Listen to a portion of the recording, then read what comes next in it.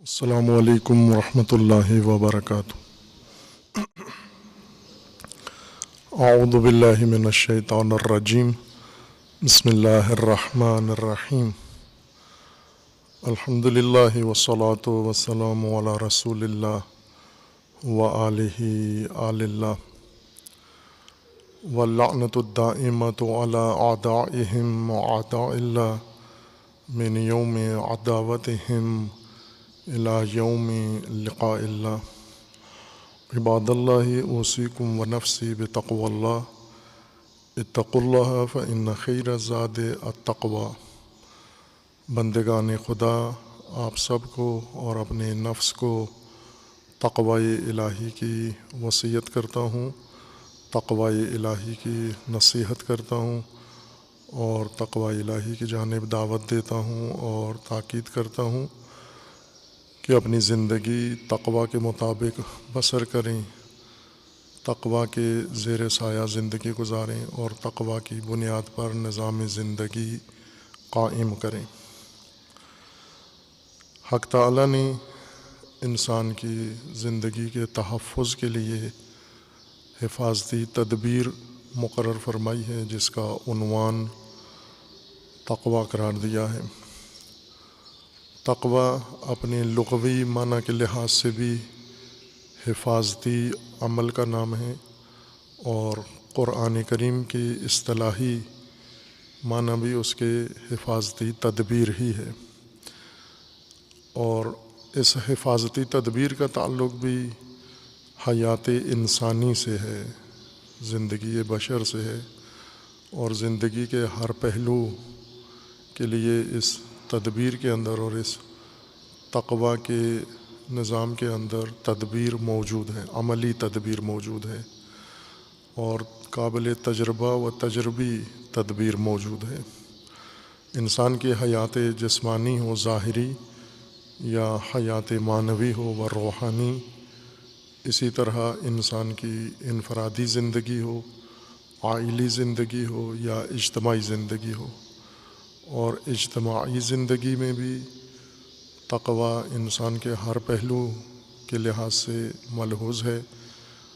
اگر انسان کی اجتماعی زندگی معیشتی زندگی ہو، کسب و کار و تجارت ہو، تو بھی اس کے لیے حفاظتی تدبیر تقوی موجود ہے، اور اگر دیگر سماجی پہلوؤں کے لحاظ سے انسانی زندگی کو ملاحظہ کریں تو بھی اس کے اندر تقوی ملحوظ ہے و تقوی اس کے مد نظر ہے۔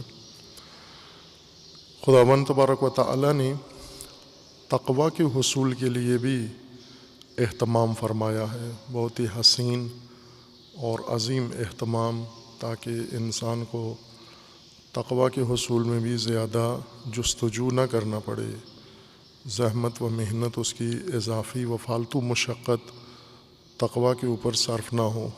اس طرح سے سہل، آسان اور دسترس میں موجود عوامل کے ذریعے اہتمام فرمایا ہے، تاکہ انسان تقوی سے بھی مزین ہو جائے، اور اس اہتمام میں جہاں دیگر اور جامع اہتمام ہے، جیسے آگاہی کے لیے آسمانی کتابیں حق تعالیٰ نے نازل فرمائی ہیں، اور انسان کو تقوی پر ابھارنے کے لیے، تقوی پر مائل کرنے کے لیے، اس کے اندر عملی احساس جگانے کے لیے انبیاء کرام علیہم السلام کا سلسلہ مبعوث فرمایا ہے، اور ان کے جانشین و اوصیاء، اور اسی طرح دیگر عوامل جو حق تعالیٰ کی طرف سے تقوی کے لیے اہتمام ہیں۔ اسی میں ایک اہم اہتمام خاص ایام ہیں تقوی کے حصول کے لیے، اور ان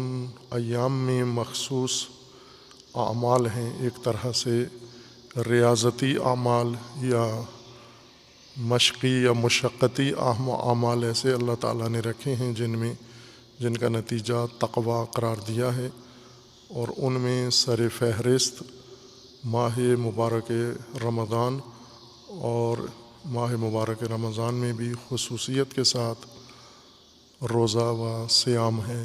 یہ واجب، یہ عبادت جس کا نتیجہ اللہ تعالیٰ نے تقوی کو قرار دیا ہے۔ قرآن کریم میں اللہ تعالیٰ نے ماہ مبارک رمضان کی نعمت کی طرف اشارہ کیا ہے کہ یہ خصوصی عنایت اور اس کے اندر نزول قرآن اور اس کے اندر وجوب صیام اللہ تعالیٰ نے مقرر فرمایا ہے۔ سورہ بقرہ آیا 182 میں 83 میں اللہ تعالیٰ کا فرمانا ہے، یا ایھا الذین آمنوا کتب علیکم الصیام کما کتب علی الذین من قبلکم لعلکم تتقون۔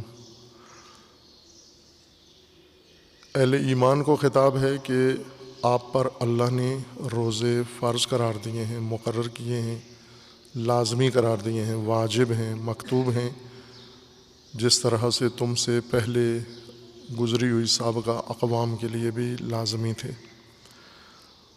ان پر بھی اور تم پر بھی روزہ اس لیے مقرر کیا ہے تاکہ تم تقوی تک پہنچ سکو اور تقوی اپنا سکو اور تمہارے اندر تقوی آ جائے۔ اور اگر ہم تمام عوامل جن کے ذریعے سے انسان تقوی کے مقام پر پہنچتا ہے اور اپنی حیات کو تحفظ دیتا ہے اسے لحاظ کریں تو سب سے مؤثر روزہ ہے، اور اسی لیے روزہ واجب روزوں سے ہٹ کر بھی روزہ انسان کے لیے رکھا گیا ہے۔ سال بھر کے مختلف ایام میں اور مہینے کے بعض ایام میں روزے کی تاکید کی گئی ہے کہ انسان ان ایام میں روزہ رکھے، اور روزے کا جو پہلا فائدہ ہے چونکہ ایک جامع عبادت ہے اور مؤثر انسان کی روح پر، انسان کے تن پر، انسان کی معاشرت پر اور انسان کے دیگر پہلوؤں پر، لیکن سب سے جو اہم روزے کا اثر ہے وہ تقوی کی تاثیر ہے۔ تقوی روح کا بھی عمل ہے اور تقوی انسان کے بدن کا بھی عمل ہے، وصف ہے، اور تقوی انسان کی اجتماعی زندگی کا بھی وصف ہے۔ یہ تقوی کے ذریعے سے پہلا اثر، روزے کے ذریعے سے جو انسان میں تقوی ایجاد ہوتا ہے، پہلا اثر یہ کہ انسان معمول کے دنوں میں عادات کے تحت ہوتا ہے، اسیر عادات ہوتا ہے، عادتوں کا گرفتار ہے اور زندگی روزمرہ کی عادات کے تحت گزارتا ہے، جبکہ اللہ تعالیٰ نے ہمیں زندگی گزارنے کے لیے جو عامل دیا ہے وہ ارادہ ہے، عادت نہیں ہے۔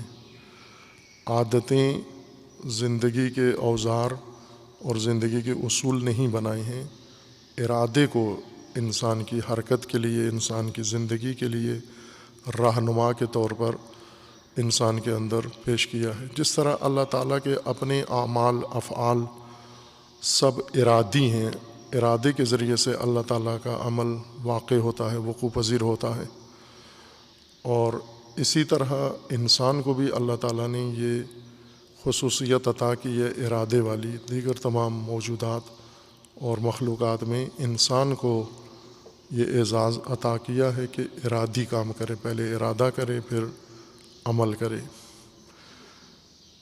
اور ارادہ ہی انسان میں سب سے کمزور بن جاتا ہے۔ جو سب سے بڑی طاقت کی چیز اللہ نے انسان کو دی تھی، انسان اپنی معمولات زندگی اور طرز زندگی میں اسی کو سب سے زیادہ کمزور اور ضعیف کر دیتا ہے، اور جب اس میں کمزوری آتی ہے باقی زندگی کے اعمال میں اور شعبوں میں خود ہی بے نظمی پیدا ہو جاتی ہے، ان کے اندر انسان کے اندر ضعف اور سستی اور کاہلی خود ہی سرایت کر جاتی ہے جب ارادہ انسان کا کمزور ہوتا ہے۔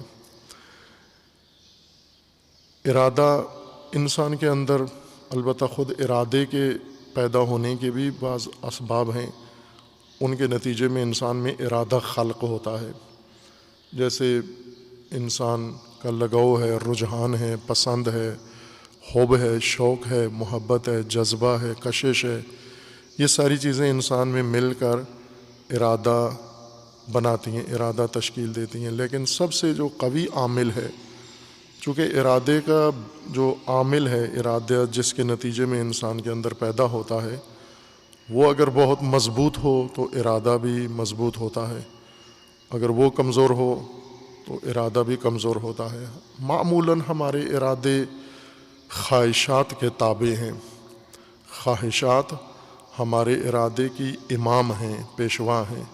پہلے ہمارے اندر خواہش جنم لیتی ہے، پھر اس خواہش کی تکمیل کے لیے ہمارے اندر ارادہ پیدا ہوتا ہے، اور خواہش کمزور ہے، بہت ذات میں بہت کمزور ہے، اور خواہش کی ذات میں پستی ہے۔ عربی زبان میں ہم جیسے اردو میں یا فارسی میں خواہش کہتے ہیں، عربی زبان میں اسے ہوا کہا جاتا ہے۔ ہوا ہے دو آنکھوں والی واو اور یہ کھڑی الف کے ساتھ، ہوا۔ ہوا یہوی گرنے کو کہتے ہیں، بلندی سے نیچے آنے کو، پستی کی طرف رجحان، پستی کی طرف تمایل، پستی کی طرف رخ، پستی کی کشش کو عربی زبان میں ہوا کہتے ہیں۔ انسان کے اندر بھی یہ احساس پیدا ہوتا ہے جس کو ہم عربی میں کہیں تو ہوا، اور اردو میں اس کو ترجمہ کریں تو خواہش انسان کے اندر پیدا ہوتی ہے۔ اس کی ذات میں ہی پستی ہوتی ہے، ہوا، خواہش، پست آرزو، پست تمنا، پست رجحان جب انسان میں جنم لے تو اسی کا نام خواہش ہے، جو انسان کو اپنے مقام سے نیچے آئی۔ یہ ایک خاصیت ہے خواہش کے اندر کہ پستی ہے، اس کی ذات کے اندر پستی ہے، اور وہ پستی خواہش سے دور نہیں کی جا سکتی۔ اگر ہم خواہش سے پستی کو ہٹائیں گے تو خواہش ہی مر جائے گی، ختم ہو جائے گی۔ ہم خواہش کو اگر رخ موڑیں اس کا پستی کی طرف سے بلندی کی طرف کریں تو وہ خواہش نہیں رہے گی، پھر وہ ہوا نہیں رہے گی، بلکہ وہ کسی دوسری چیز میں منقلب ہو جائے گی۔ جب تک وہ خواہش ہے، وہ ہوا ہے، اس کا مطلب ہے اس کے اندر پستی ہے، رجحان نیچے کی طرف ہے۔ دوسری خصوصیت اس کے اندر یہ ہے کہ کمزور ہے، بہت ہی ضعیف ہوتی ہے ہوا، چونکہ انسان کے جس حصے سے پیدا ہوتی ہے وہ غریزیں ہیں۔ انسان کے اندر اللہ تعالیٰ نے جو صلاحیتیں رکھی ہیں، جو قوتیں رکھی ہیں، جو توانائیاں رکھی ہیں، جو مختلف انسان کے شخصیت کے لیے اللہ تعالیٰ نے محرکات رکھے ہیں، ان میں ایک محرک اور بڑا محرک انسان کے اندر غریزہ ہے، جیسے احساسات اور جذبات ہیں، اسی طرح سے ایک چیز ہے جس کا نام ہے غریزہ۔ اب اردو میں غریزہ استعمال ہوتا ہے، کتابی اردو میں، بول چال کی اردو میں زیادہ خواہش ہی اس کے لیے استعمال ہوتا ہے۔ غریزہ وہ انسان کی طبیعی یا فطری بھی کہہ دیں آپ اس کو سمجھنے کے لیے، ہیں طبیعی، درست تعبیر کریں احتیاط سے اور بغیر کسی تساہل کے تو طبیعی کہیں گے آپ، طبیعی خصلت ہے انسان کے اندر یہ۔ لیکن اگر سمجھنے کے لیے، چونکہ طبیعت کے بجائے فطرت کا لفظ زیادہ مانوس ہے ہمارے لیے، اردو زبان لوگوں کے لیے، تو ہم فطری بھی کہہ دیں اس کو، کہ انسان کی فطری اور جبلی چیز ہے، جو انسان کی جبلت میں، انسان کی خلقت میں، انسان کی طبیعت میں اللہ تعالیٰ نے رکھ دی ہے یہ چیز۔ اور یہ غرائز انسان میں خاص رجحان پیدا کرتے ہیں۔ اس بارہا یہ وضاحت کی ہے کہ جو چیز انسان کے اندر ہو، ہماری اپنی ذاتی ہو، موجود ہو، ہمارے وجود میں ہو، اسے سمجھنا بہت آسان ہے۔ مثلا جو چیز آپ کی جیب میں ہے تو دوسرا کیا سمجھایا آپ کو، خود آپ کے پاس موجود ہے، اور بعض اوقات بعض لوگ کوشش بھی کر رہے ہوتے ہیں وہی چیز آپ کو سمجھا رہے ہوتے ہیں جو آپ کے پاس ہے۔ مثلا ابھی آپ نے ماسک چڑھائے ہوئے ہیں تو کوئی بیٹھ کر آپ کو ماسک سمجھانا شروع کر دے کہ ماسک کس کو کہتے ہیں، یہ کہاں سے آیا ہے، وہ لگایا ہوا ہے میں نے تو مجھے پتہ ہے کیا ہے۔ یا اگر اینک لگی ہوئی ہے تو اینک سمجھانا شروع کر دیتے ہیں۔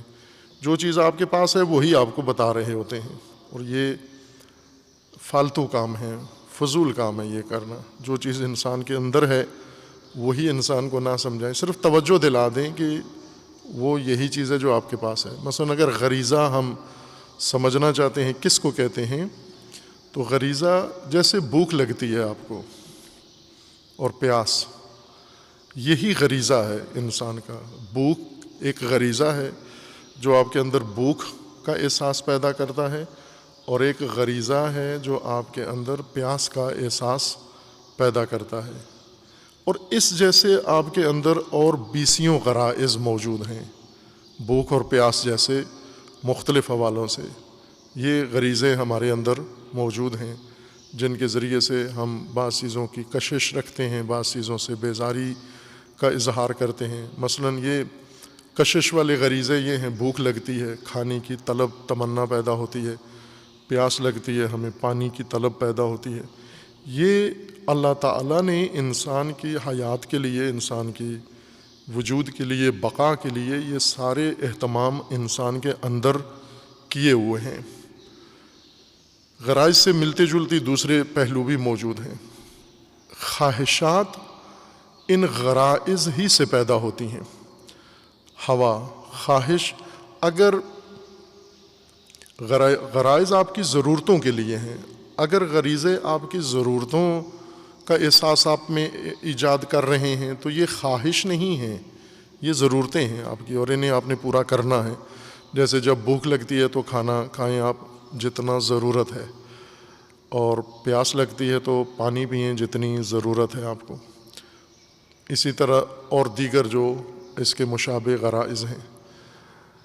لیکن اگر آپ کھانا کھاتے ہیں ایسا بھوک مٹانے کے لیے نہیں بلکہ لذت اٹھانے کے لیے, کھانا کھاتے ہیں آپ حرص کے لیے, کھانا کھاتے ہیں آپ طمع کے لیے, کھانا کھاتے ہیں آپ دیگر ضرورت کے علاوہ, جسمانی ضرورت کے علاوہ باقی اہداف کو مد نظر رکھ کر اگر آپ کھانے کے طلبکار ہیں, جس طرح بہت زیادہ کھانے والے پرخور کھانے کے شوقین, خوب یہ غریزے سے آگے چلے گئے ہیں. تو غریزہ کبھی انسان کے اندر ہوا پیدا کر دیتا ہے, یعنی پست رجحان, گھٹیا رجحان پیدا کر دیتا ہے, نقصان دہ احساس انسان کے اندر ایجاد کر دیتا ہے یہ غریزہ.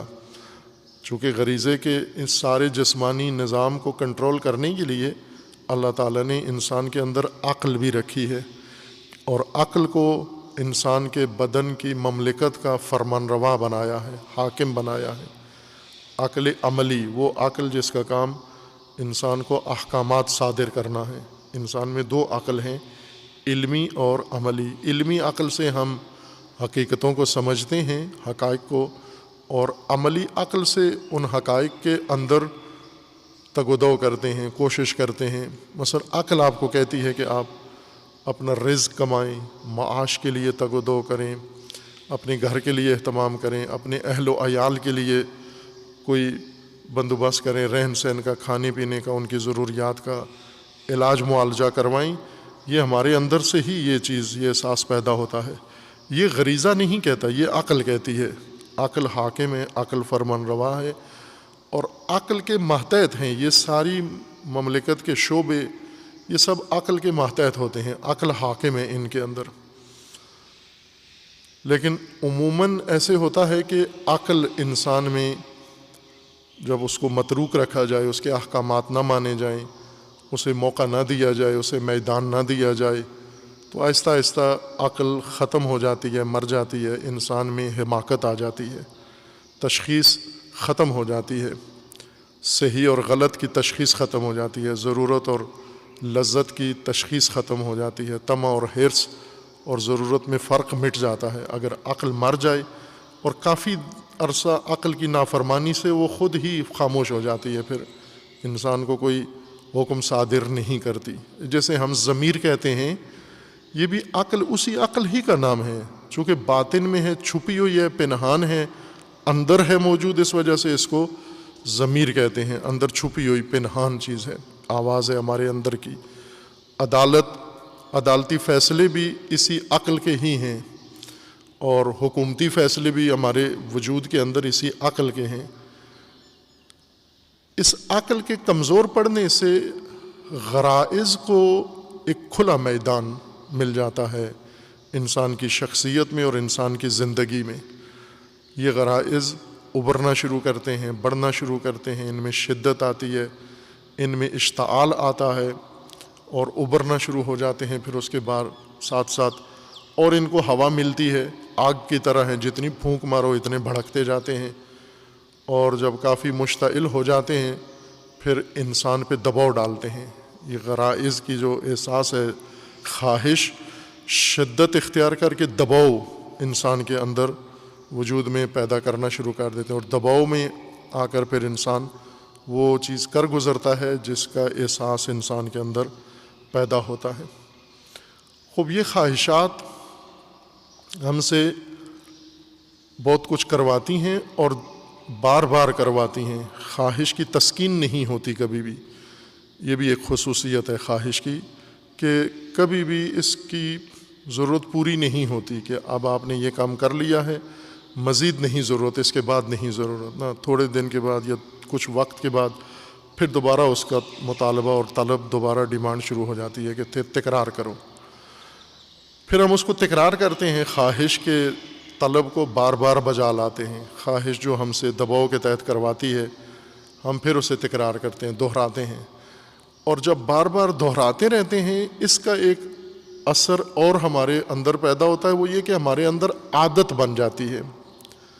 تکرار عمل سے وہی تمنا، وہی خواہش ایک عادت کی حیثیت اختیار کر لیتی ہے.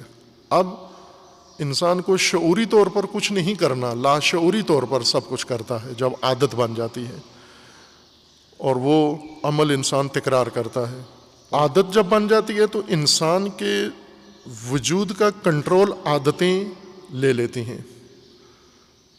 یہیں سے میں ایک اور وضاحت بھی کر دوں جو موجودہ حالات اور موجودہ وبا کے حوالے سے بھی بہتر ہے آپ سمجھ جائیں.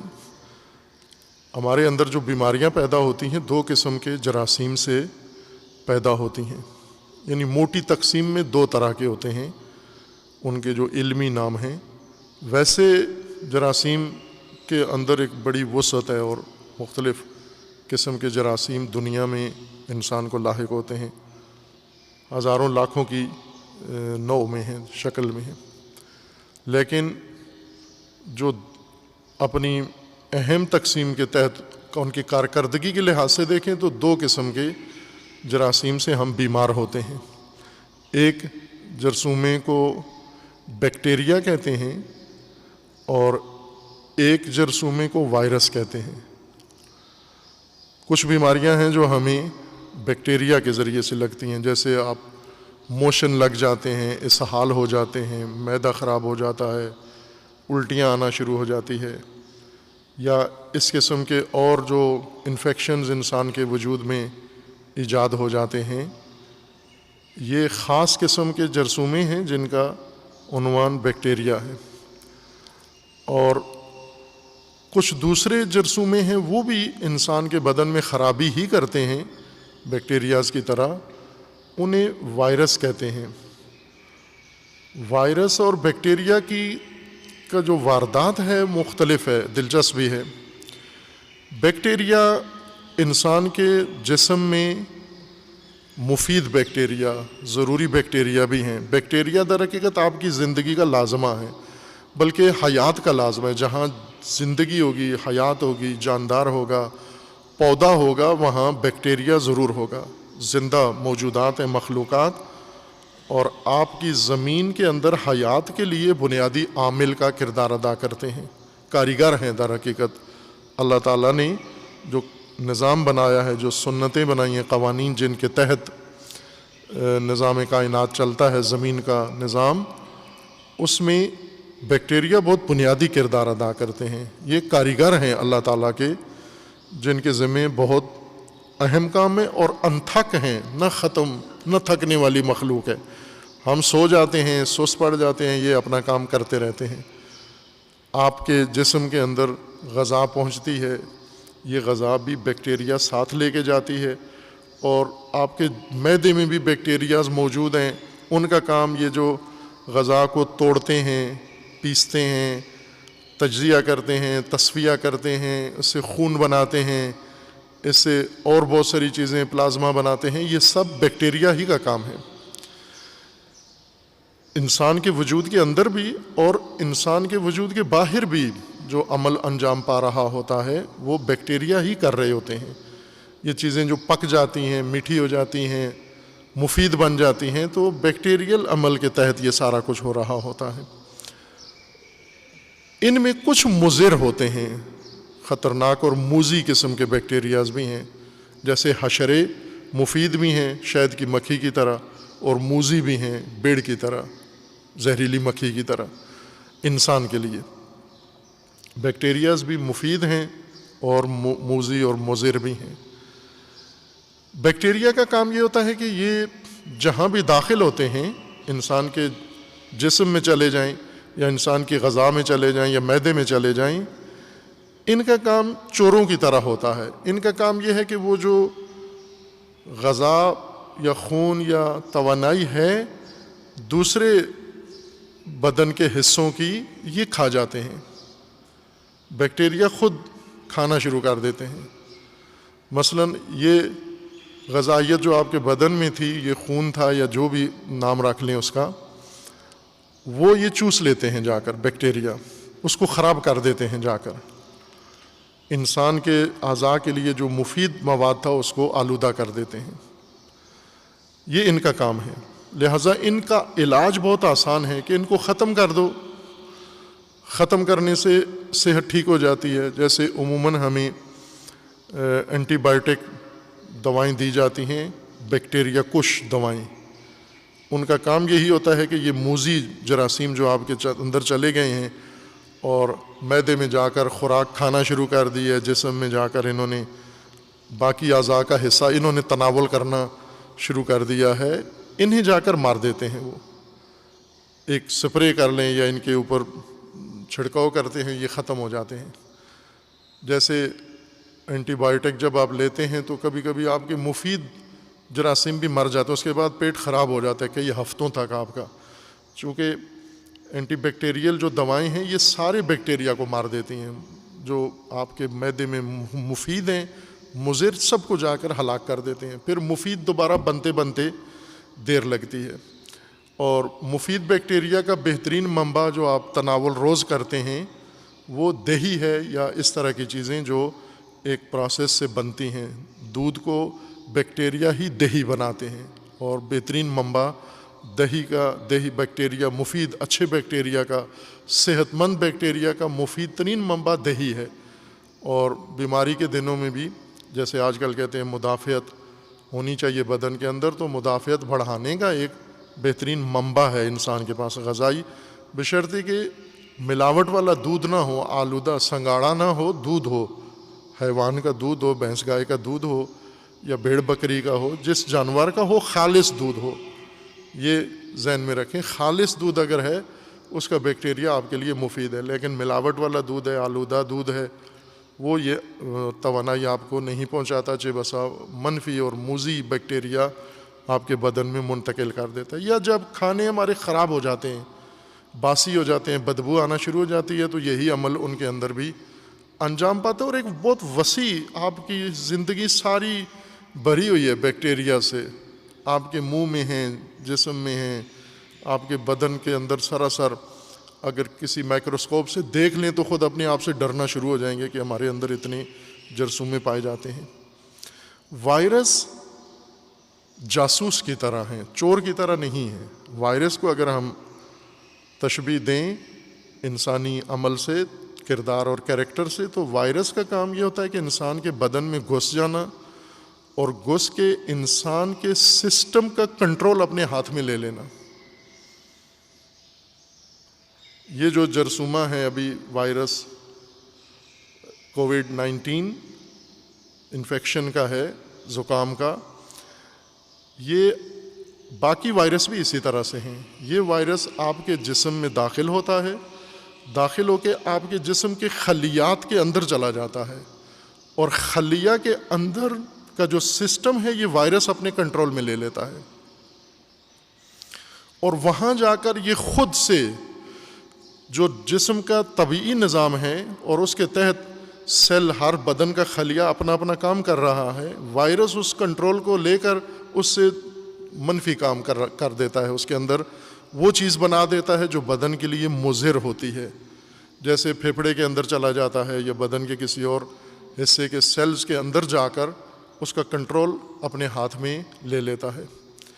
اور چونکہ ہمارے جسم کا کنٹرول ہی اب ان کے ہاتھ میں چلا گیا ہے، بدن کا جو مدافعاتی نظام تھا یا بدن کا جو مدیریتی نظام تھا، ان سسٹم جو اللہ تعالیٰ نے بنایا ہے، اور بہت خوبصورت، بہت دقیق اور اعجاب برانگیز اور حیرتناک نظام اللہ تعالیٰ نے ہمارے جسم کے اندر بنایا ہے، اس کو اگر ہم پڑھیں، غور کریں تو ہر نقطے پر انسان سبحان اللہ کہتا ہے کہ کیا عظیم مملکت اللہ تعالیٰ نے ہمارے اندر بنائی ہے۔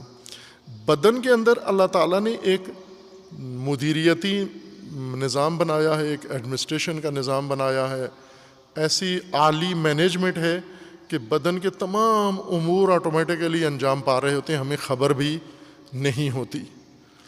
اسی کے اندر گھس کے، اس مدیریتی نظام کے اندر گھس کے یہ بدن کی مدیریت کو اپنے ہاتھ میں لے لیتا ہے وائرس، اس حصے کی، اس سیل کی یا اس شعبے کی، اور اپنے ہاتھ میں لے کر پھر خود، جیسے وائرس آپ کے کمپیوٹر میں آ جاتا ہے، کمپیوٹر میں خوب عرصے تک یہ نئے نئے جو استعمال کرتے تھے کمپیوٹر، لوگ کمپیوٹر پڑے ہوئے بغیر جو استعمال یوزر ہوتے تھے، اکثر یہ سمجھتے تھے کمپیوٹر میں وائرس آ جاتا ہے یعنی کیڑا چلا جاتا ہے اور اس کا آپریشن کی ضرورت ہے یا اسے بھی کسی اینٹی بائیوٹک دوائی کی ضرورت ہے۔ جو کمپیوٹر وائرس ہے ہو بہو وہی اسی طرح کا وائرس آپ کے جسم میں بھی ہے۔ فرق کیا ہے کہ وہ الیکٹرانک ہے اور یہ فزکس ہے، فزیولوجی کے مطابق ہے۔ یہ آپ کا حیاتی زندہ جاندار ہے، وہ زندہ نہیں ہے، وہ ایک الیکٹرانک فائل ہے، کمانڈ ہے۔ اصل میں جو کمپیوٹر میں اور موبائل میں وائرس آتا ہے وہ ایک کمانڈ ہے جو دی گئی ہے کہ فلاں کے کمپیوٹر میں جا کر یہ فائل یہ عمل کرے، اور ایسا ہی ہوتا ہے، وہ گھستا ہے آپ کے کمپیوٹر میں، پھر آپ کوئی بھی کمانڈ تو کمپیوٹر وہ کام نہیں کرتا، وہ وائرس جو کہتا ہے ویسے کرتا ہے۔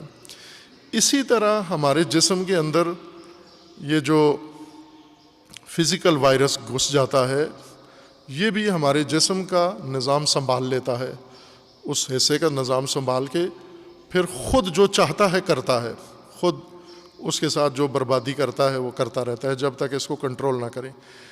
بیکٹیریا کنٹرول کرنا بہت آسان ہے، وائرس کنٹرول کرنا بہت مشکل ہے۔ چور پکڑنا آسان ہے، جاسوس پکڑنا مشکل ہے۔ آپ کے کمپیوٹر میں اگر خرابی آ گئی ہے تو وہ ٹھیک ہو سکتی ہے، وائرس آ گیا ہے تو پھر آپ کو ایک اور اس سے زیادہ طاقتور فائل چاہیے ہوتی ہے اس کو دھونے کے لیے، اس کو صاف کرنے کے لیے۔ یہی چیز آپ کے جسم کے اندر، بدن کے اندر بھی پیدا ہو جاتی ہے۔ اسی کے مشابہ انسان کی عادتیں ہیں، وائرس کی طرح ہیں عادتیں۔ وائرس ارادے کی جگہ، عادت ارادے کی جگہ جا کر بن جاتی ہے، جیسے اینٹی باڈیز بن جاتے ہیں آپ کے بدن کے اندر، اسی طرح عادتیں بنتی ہیں آپ کے بدن کے اندر، جسم کے اندر اور روح کے اندر اور نفس کے اندر، اور یہ عادتیں ارادے کی جگہ لے لیتی ہیں، کمانڈ سنبھال لیتی ہیں انسان کی شخصیت کا، انسانی اعمال کا، انسانی رجحانات کا سسٹم۔ یہ عادتیں اپنے ہاتھ میں لے لیتی ہیں، اور عادتیں جب آ جائیں، اب عادتوں کی جنم پہ بتا دیا میں نے، شجرہ عادتوں کا کہاں سے پیدا ہوتی ہیں۔ عادتیں عمل کے تکرار سے پیدا ہوتی ہیں، عمل جو انسان سے خواہشات کرواتی ہیں، خواہشات انسان کے اندر غریزوں سے پھوٹتی ہیں، غریزوں سے خواہشات پھوٹتی ہیں، خواہشات انسان سے عمل کرواتی ہیں، عمل کے تکرار سے انسان کے اندر عادتیں جنم لیتی ہیں، اور عادتیں پک جاتی ہیں، راسخ ہو جاتی ہیں، گاڑی ہو جاتی ہیں، اتنی رچ جاتی ہیں کہ پھر عادتیں بدن سے اور جسم سے اور روح سے ختم کرنا ایسے ہی ہے جیسے انسان کو ٹیکا لگائے بغیر، سن کیے بغیر دانت کھینچ کے کسی کا نکال لیں تو ساتھ جان بھی نکلتی ہے۔ عادتیں اس طرح سے راسخ ہو جاتی ہیں جیسے دانت آپ کے مسوڑوں میں کھبا ہوا ہے، رچا ہوا ہے، اور کھینچ کے نکالنے سے انسان کو موت لگتی ہے، سر گھوم جاتا ہے، تارے نظر آتے ہیں۔ عادتیں بھی اس طرح سے ہیں۔ ان عادتوں کو اپنے اندر بدلنا اور عادتوں کو اپنے اندر سے ختم کرنا انسان کے لیے سب سے زیادہ مشقت والا کام ہے۔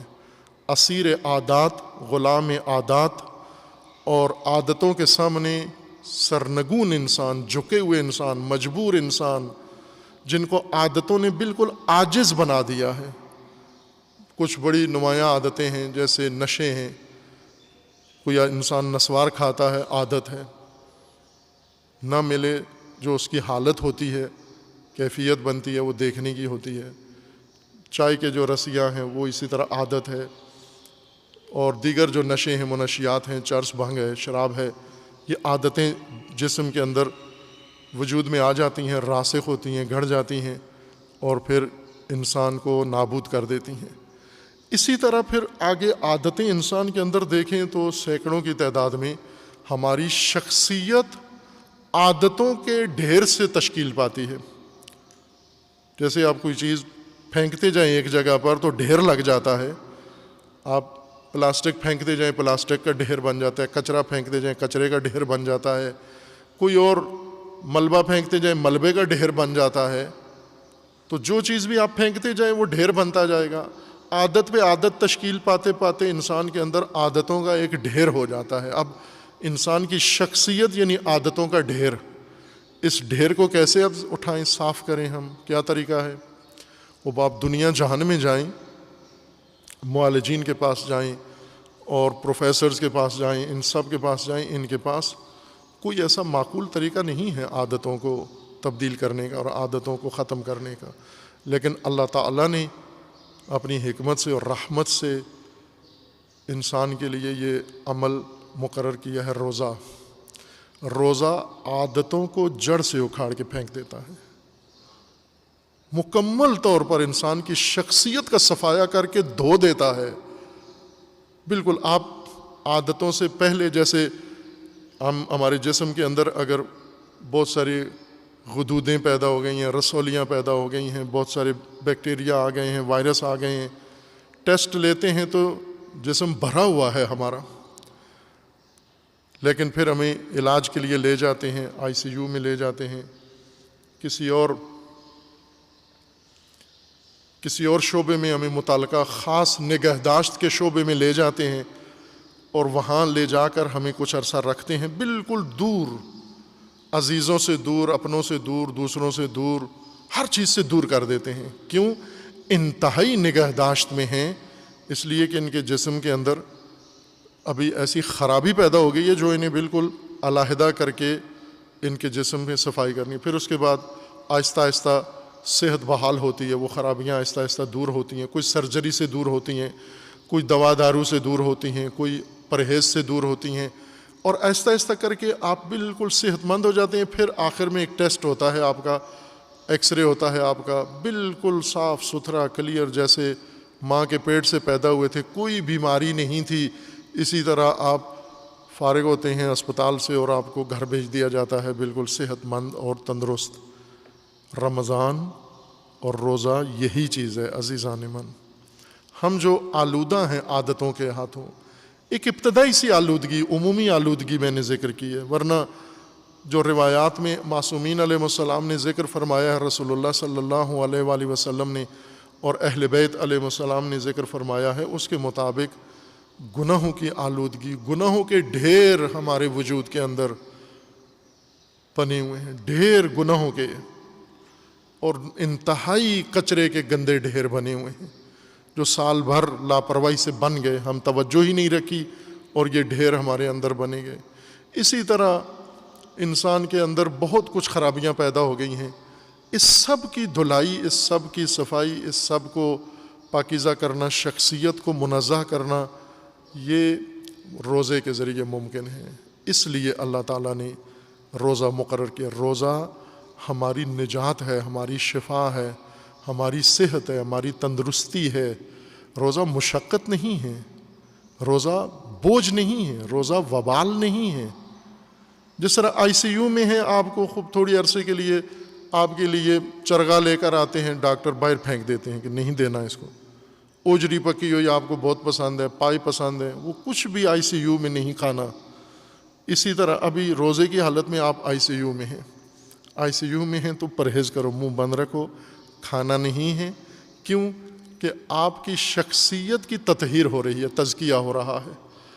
کیا ہو رہا ہے؟ آپ کی عادتیں، یہ وائرس جو آپ کے اندر تشکیل پا گئے ہیں، یہ سارے صاف ہو رہے ہیں تدریجی عمل سے۔ 30 دن کے اندر ایک تدریجی عمل کے ساتھ یہ کام ہوتا ہے، اور پھر اختتام روزہ پر بالکل شخصیت انسان، جس نے روزہ رکھا ہے، فاقہ نہیں، فاقے کے بھی فوائد ہیں لیکن روزے کے جو فوائد ہیں وہ یہ کہ انسان میں تطہیر ہو جاتی ہے، عادتیں انسان کی ختم ہو جاتی ہیں۔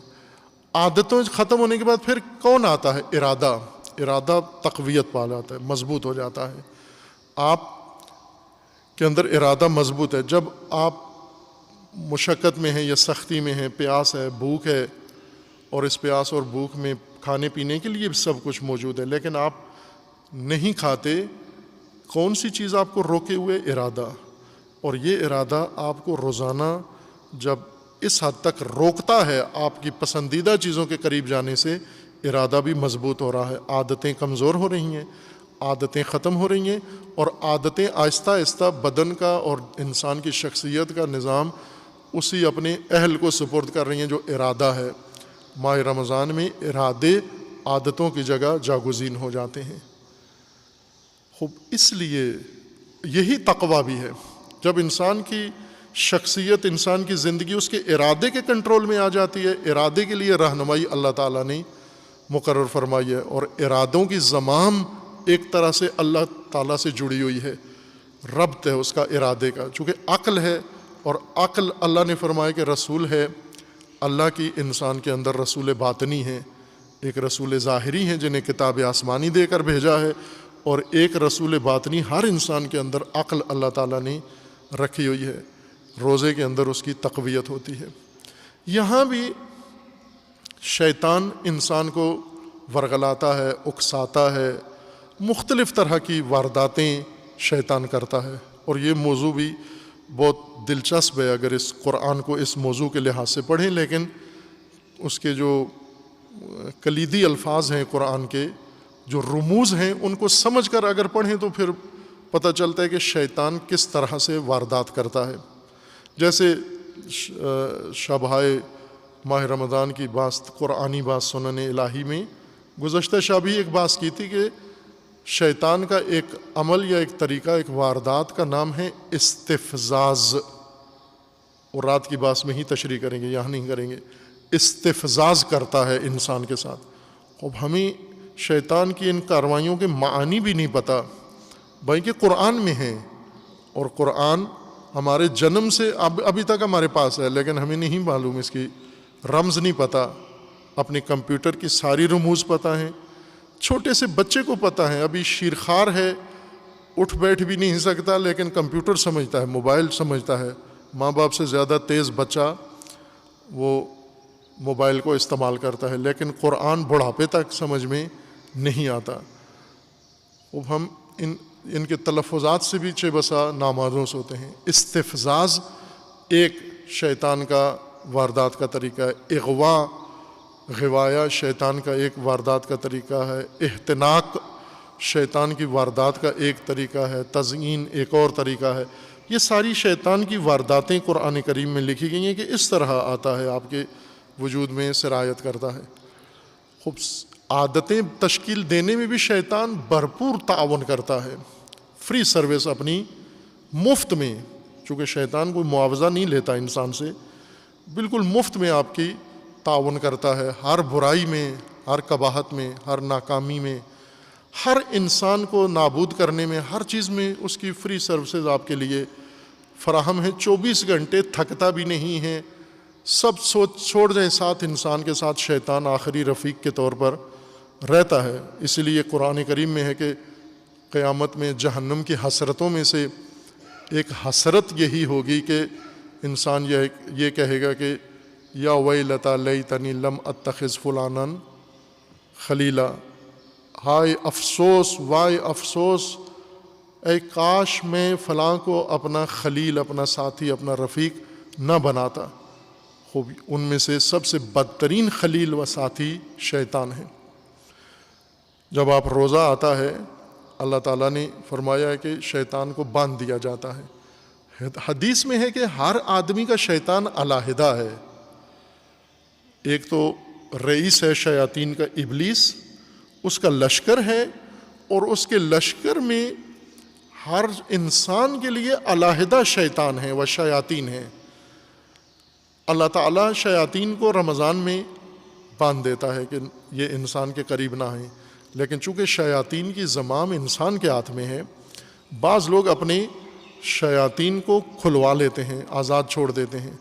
شیطان ان کے پاس آتا ہے، آ کر گھیرتا ہے، آپ بیمار ہو، آپ کو شوگر ہے، آپ کو بلڈ پریشر ہے، آپ کو کھانسی ہے، آپ صحت ٹھیک نہیں ہے، آپ کو پیاس لگتی ہے، طبیعت خراب ہو جاتی ہے، طبیعت خراب ہونے سے کچھ بھی ہو سکتا ہے، پھر آ کے وسوسے کرنا شروع کر دیتا ہے، اور وہ تصفیہ رمضان کا روزہ و تقوی اس نعمت سے انسان کو ورغلا کے وسوسے کر کے محروم کر دیتا ہے۔ ایک اور پھر اس کے لیے مفتیان بیٹھے ہوئے ہیں جو انسان کو بالکل شیاطین کی طرح، جو انسان کو عبادتوں کے ترک میں باقاعدہ فری سروسز دیتے ہیں، فری فتوے کہ آپ روزہ چھوڑ دیں، آپ روزہ نہ رکھیں۔ گھر میں ہمدرد ایسے بیٹھے ہوتے ہیں کہ آپ روزہ نہ رکھیں، چھوٹے بچوں کو کہیں گے روزہ نہ رکھیں، جوانوں کو کہیں گے خوب ایک روزے سے کیا فرق پڑتا ہے، عورتوں کو کہیں گے روزہ رکھنے سے تیری صحت پہ یہ اثر پڑے گا، فلاں ہو جائے گا۔ اور ایک اور چیز جو زحمت کش طبقے کے لیے شیطان آ کے کرتا ہے، مثلا یہ کچھ لوگ ہوتے ہیں محنت مزدوری کرنے والے۔ محنت مزدوری سے مراد جن کو ہم اصطلاح میں مزدور کہتے ہیں وہی نہیں ہیں، ہر وہ انسان جو کوئی کام کر کے مزد لیتا ہے، سخت کام کرتا ہے اور اس کا مزد لیتا ہے، مزد یعنی اجر لیتا ہے، اجرت لیتا ہے، جو کام کرتا ہے اس کے بارے، جیسے جو گاڑی چلا رہا ہے وہ مزد لے رہا ہے، رکشہ چلا رہا ہے مزد لے، ان کو ہم ڈرائیور کہتے ہیں، مزدور نہیں کہتے، یہ ہماری اپنی زبان ہے، پنجابی یا اردو کی اصطلاح ہے، لیکن حقیقت میں ہر مشقت والا آدمی دکان پہ ہے اور پرچیز کر رہا ہے، خرید کر رہا ہے، صفائی کر رہا ہے، یہ سارے مزدوری ہی کر رہے ہیں، یعنی محنت والا کام، سختی والا کام کر کے اس کا معاوضہ لے رہے ہیں۔ ڈرائیور ہیں، دوسرے ہیں، یا تعمیراتی کام کے اندر ہیں، مزدور مستری ہیں، یا اس طرح مارکیٹوں کے اندر کام کرنے والے، فیکٹریوں میں کام کرنے والے کاریگر ہیں، زندگی کے اور بہت سارے شعبے ہیں، یہ سارے اسی زمرے میں آتے ہیں، محنت مشقت کرنے والے لوگ۔ ان کو ایک چھوٹ اپنے لیے بعض خود نکال لیتے ہیں، بعضوں کو دوسرے ہمدرد مشورہ دے دیتے ہیں، اور بعضوں کو کوئی فری سروس مفتی بھی دے دیتا ہے کہ جی گرمی ہے، کام کرنا ہے، ہم نے کھیتوں میں کام کرنا ہے، منڈی میں کام کرنا ہے، روزے کی حالت میں ہم تو غریب آدمی ہیں، محنت مزدوری کرنی ہے۔ محنت مزدوری کرنے کا مطلب یہ روزہ آپ سے معاف ہے؟ نہیں ہے معاف، حرام ہے روزہ کھانا، جرم ہے روزہ کھانا۔ آپ روزہ رکھ کے بھی جتنی مزدوری کر سکتے ہو محنت اتنی کرو، اور روزہ رکھ کے اگر پوری مزدوری نہیں ہوتی، اول تو لوگ چھوٹ دیتے ہیں، سرکار بھی اپنے ملازمین کو ٹائمنگ تبدیل کر دیتے ہیں، مختصر کر دیتے ہیں، سہولت دے دیتے ہیں، فیکٹریوں والے روزوں کے اندر یہی جو روزہ نہیں رکھتے ان کے اوقات تبدیل ہو جاتے ہیں کہ 8 بجے کے بجائے 9 بجے آؤ، اب 5 بجے کے بجائے مثلا 3 بجے چلے جاؤ، 2 بجے چلے جاؤ، ہر چیز کا وقت، پھر بھی روزہ بھی نہیں ہے۔ نہ، آپ نے روزہ رکھنا ہے، لازمی ہے۔ روزہ اسی صورت میں معاف ہوتا ہے کہ جب آپ مریض ہیں یا سفر پہ ہیں۔ مرض وہ جو آپ کو ہلاک کر سکتی ہے، بڑھ سکتی ہے، اور اس میں شدت آ سکتی ہے، اور وہ شدت نہایتاً انسان کے لیے خطرہ بن سکتی ہے، اس مرض کا روزہ چھوڑ سکتے ہیں۔ نہ کہ ہر بہانے سے گرمی ہے، میں نے کام کرنا ہے، کام تو کرنا ہے آپ نے، روزہ کام کو تو نہیں روکتا۔ آپ روزے کے اندر اتنا کام کریں جتنا کر سکتے ہیں، جو نہیں کر سکتے وہ کام چھوڑ دیں، نہ کہ روزہ چھوڑ دیں، وہ کام چھوڑ دیں آپ، اور یہی جو مفتیان ہیں یہ اللہ کے ہاں بھی مجرم ہو جائیں گے. یہ جو دوسروں کو بھی روزہ چھوڑنے کا مشورہ دیتے ہیں، یہ ڈاکٹر صاحبان ہیں، فوراً روزہ چھوڑنے کا حکم دیتے ہیں جو ان کے شعبے میں زمرے میں آتا ہی نہیں ہے. یہ فسق و فجور ہے عزیزان. روزہ ترک نہیں کر سکتے آپ، باقی جو کام ہیں وہ چھوڑ سکتے ہو آپ ان کو. بھلے شریعت مقدسہ میں روزے کے معافی کے بھی موارد استثناء رکھے گئے ہیں، اگر وہ حاصل ہیں، وہ پورے ہیں کسی کے اندر تو ٹھیک ہے، ورنہ روزہ رکھیں. کتنے لوگ ہیں 80-90 سال کی عمر میں بھی روزہ رکھتے ہیں. کچھ ایسے ہیں جو جی میں 40 سال کا ہو گیا ہوں، روزہ نہیں رکھنا، باقی سارے کام کر رہے ہیں. روزہ نہیں رکھتے، باقی سارے کام کر رہے ہیں، زندگی کے تمام معمولات انجام دے رہے ہیں. روزہ نہیں رکھنا ہے. یہ خوب کچھ پھر دوسروں کے لیے نمونہ بن جاتے ہیں، ماڈل بن جاتے ہیں، فلاں نہیں رکھتا آپ بھی نہ رکھیں. اس کے بدلے میں قرآن پڑھ لیں گے، اس کے بدلے میں کھانا دے دیں گے، طعام دے دیں گے. آپ روزے کے بدلے میں اگر یہ ہمالیہ کے پہاڑ سارے سونے کے ہو جائیں اور یہ سارے راہ خدا میں دے دو تو بھی روزے کا معاوضہ، روزے کا بدلہ نہیں ہو سکتا عزیزان من. پھر بھی نہیں ہو سکتا، تلافی نہیں ہو سکتی. اگر ساری دنیا اپنی اللہ کی راہ میں آپ خرچ کر دو، روزے کا نتیجہ نہیں نکلتا. چونکہ وہ ساری مال و دولت سے تقوی حاصل نہیں ہوگا. آپ کی شہرت ہو جائے گی کہ بڑا نیک آدمی ہے، لیکن تقوی نہیں آئے گا آپ کے اندر. تقوی روزے سے آتا ہے. بس یہ ماہ تقوی ہے، ماہ مبارزہ ہے اور ماہ خود سازی ہے. اس ماہ کو قدر جانیں. اور ملکی حالات، قومی حالات، بیماری کے حالات، وبا، یہ اتنا نہ مشغول کر دے کہ ہمیں رمضان اور روزہ بھول ہی جائے اور خدا نخواستہ ہم یہ فرصت آسانی کے ساتھ ضائع کر دیں اور ہمارے ہاتھوں سے نکل جائے. یہ بہت بڑا خسارہ ہوگا اس صورت میں، اور اس کی تلافی کی بھی شاید ہمیں توفیق نہ ہو. ہر چند قضا روزہ ہوتا ہے، لیکن رمضان کا روزہ اور قضا رمضان کے روزے میں کوئی تناسب نہیں ہے. قضا روزہ وہ انسان کو نفع تقوی نہیں پہنچا سکتا جو ادا روزہ انسان کو پہنچاتا ہے. انشاءاللہ خداوند تبارک و تعالی ہم سب کو، تمام امت اسلامیہ کو ماہ صیام اور ماہ قرآن کا حق ادا کرنے کی انشاءاللہ اللہ تعالیٰ توفیق عنایت فرمائے. اعوذ باللہ من الشیطان الرجیم. بسم اللہ الرحمن الرحیم. انا اعطیناک الکوثر فصل لربک وانحر ان شانئک هو الابتر. اعوذ باللہ من الشیطان الرجیم. بسم اللہ الرحمن الرحیم.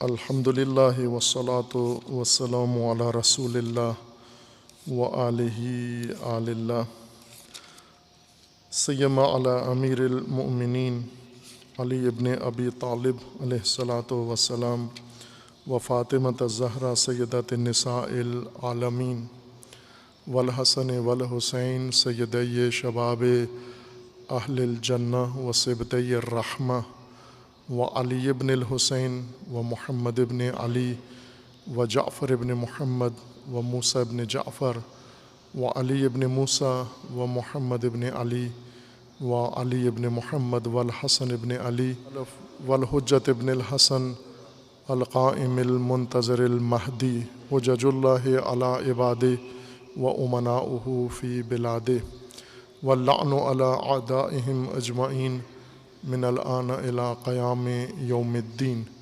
عباد اللہ اوصیکم و نفسی بتقوی اللہ اتقوا اللہ فإن خیر الزاد التقوی.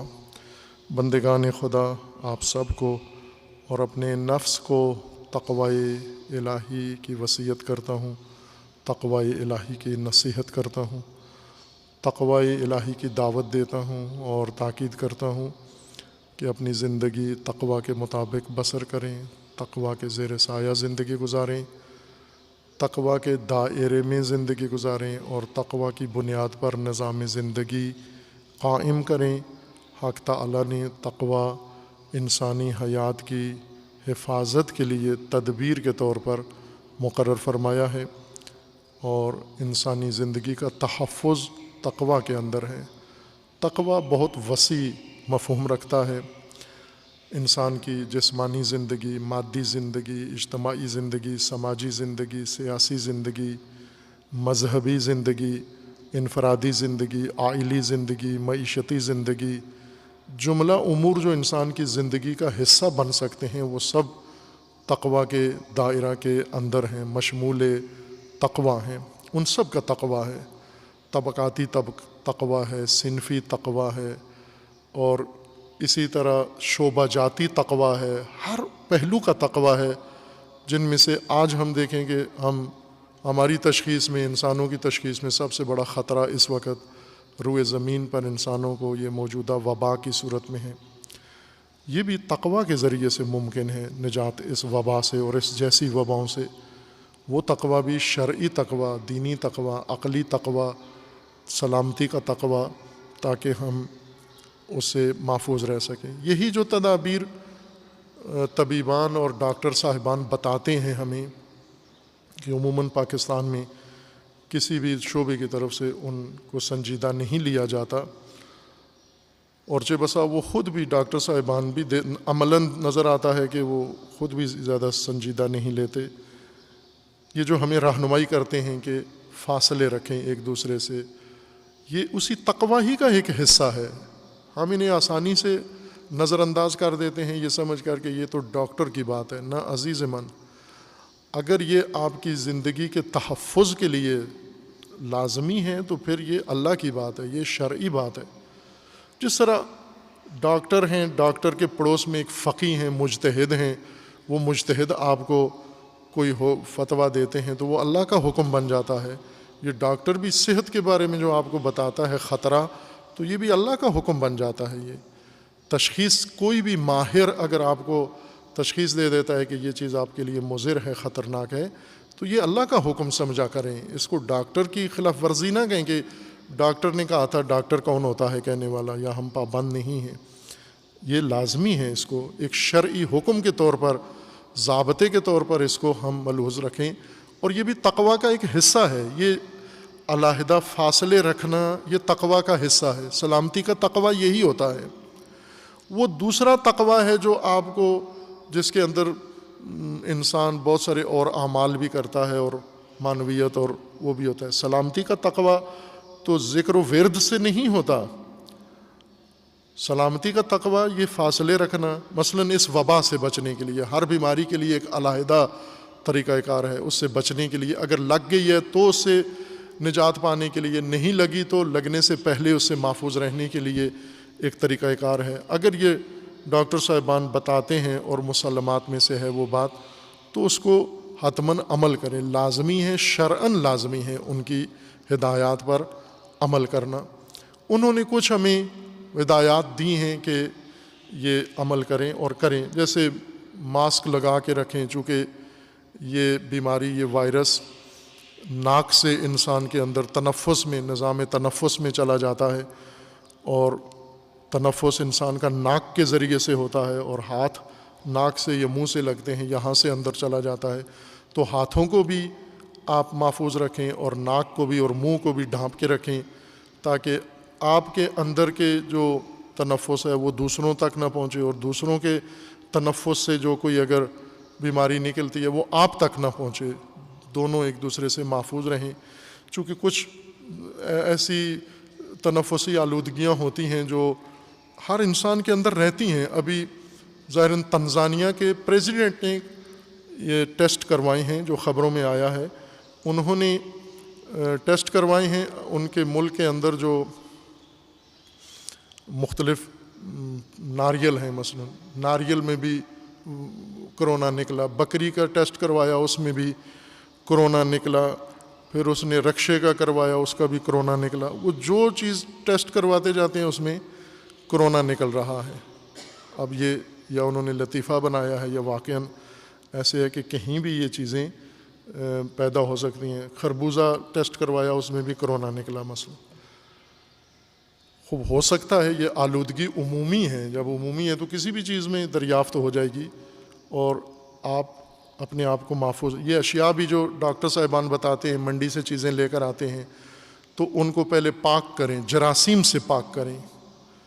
نجاست نہیں، نجس نہیں ہوتی جو منڈی سے چیزیں لے کر آتے ہیں، عموماً پاک ہی ہوتی ہیں، اور چونکہ مسلمان بازار سے لے رہے ہیں تو حلال و پاک سب وہ احکام ان کے مسلم ہیں، لیکن صحت کے لحاظ سے پاک نہیں ہیں۔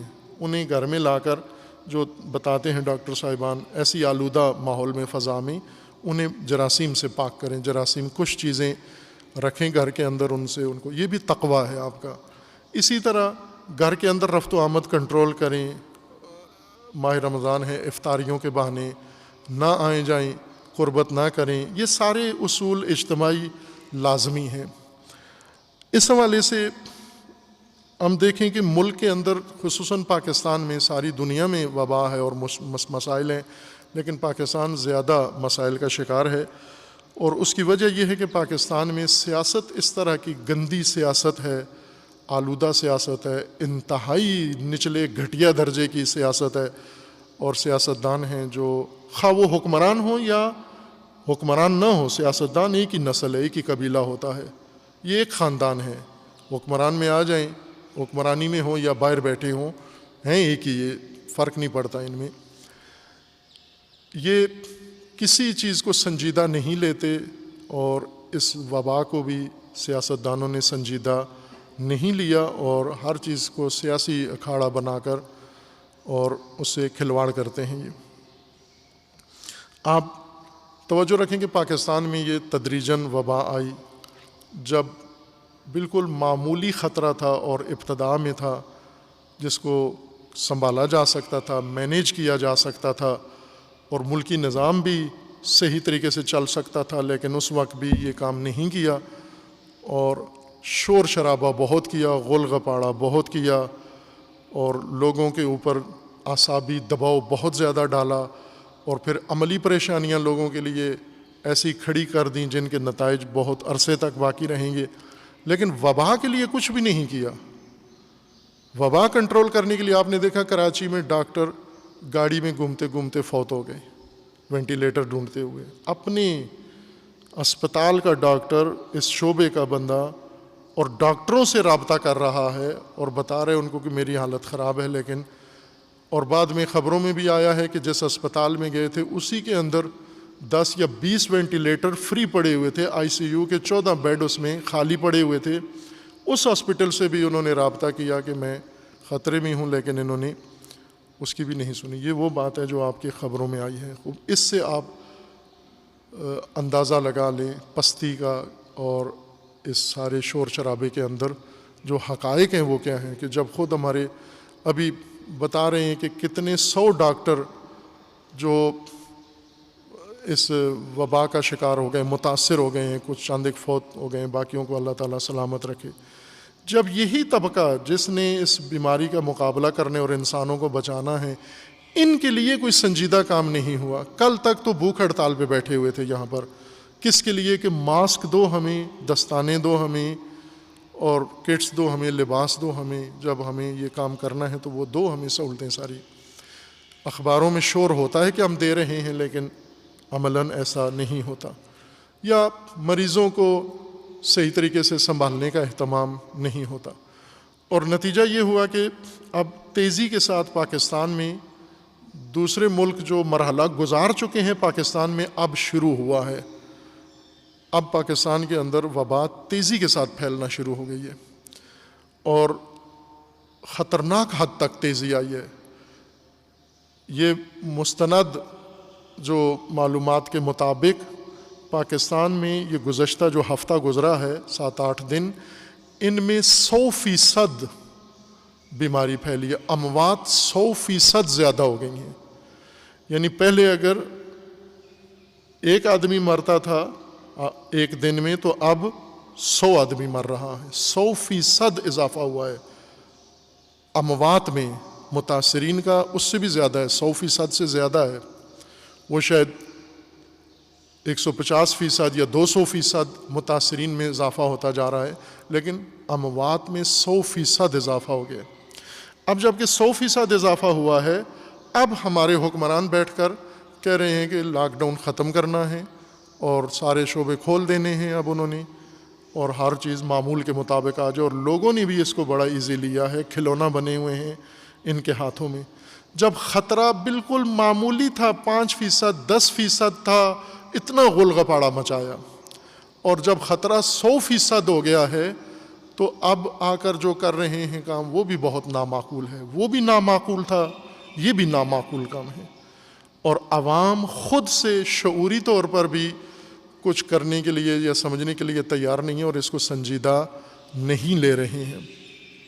اس کے متعلق بہت مسائل ہیں جنہیں ہمیں سب کو بیان کرنا چاہیے، سمجھنا چاہیے. عوام سے مربوط ہیں، آپ کی زندگیوں سے مربوط ہیں، آپ کی معیشت سے مربوط ہیں، آپ کی اولادوں سے مربوط ہیں، آپ کے مستقبل سے یہ ساری چیزیں تعلق رکھتی ہیں. یہ قصے نہیں ہیں، کہانیاں نہیں ہیں، فرضیے نہیں ہیں، حقائق ہیں، اور ان حقائق سے ہمیں آشنا ہونا ضروری ہے. عزیزان، اب جب آپ ہر چیز کھول رہے ہیں، کنٹرول تو آپ کا کسی کے ہاتھ میں نہیں ہے. ہماری پولیس زیادہ سے زیادہ یہ کر سکتی ہے کہ کسی بھی بندے کو کسی جگہ پکڑ کے کان پکڑوا کے مرغا بنا کے ڈنڈے مار سکتی ہے. کرونا کا مقابلہ پاکستان کے پاس صرف ایک ہی فارمولہ ہے، اور پوری دنیا میں یہ مشہور ہوا ہے پاکستانی روش کرونا کے مقابلے کے لیے. باقی ہر دنیا کی تصویروں میں بتایا گیا، مثلا امریکہ میں مقابلے کے لیے یہ کیا جا رہا ہے، چائنا میں یہ کیا گیا، ایران میں یہ کیا گیا، کوریا نے یہ کیا، ویتنام نے یہ کیا، فلاں ملک نے یہ کیا. پاکستان کا وہاں تصویر آتی ہے کہ ایک لمبی قطار ہے جوانوں کی، بوڑھوں کی، لوگوں کی، اور پولیس والا لے کے ان کو ڈنڈے مار رہا ہے. یہ پاکستانی روش ہے. خوب جب کنٹرول تھا تو یہ کام کر رہے تھے، اب جب کھلا چھوڑیں گے آپ تو آزادی دے دیں گے تو پھر اس کے بعد لاک ڈاؤن کسی بھی صورت میں رائے حل نہیں ہے. یہ لاک ڈاؤن وہ خرب رفت ہے، وہ ورد ہے جو نامعقول طور پر دوسروں نے گایا، یہ غزل شروع کی، پھر سب نے مل کر ہی گانا شروع کر دیا خرب رفت. لاک ڈاؤن سب دمال میں لگ گئے. اگر خطرہ 100% ہو تو بھی لاک ڈاؤن نہیں ہے بیماری کا رائے حل. لاک ڈاؤن سے کیا ہوتا ہے؟ لاک ڈاؤن سے یہ ہوتا ہے کہ بیماری کے ساتھ 1000 مشکلات اور.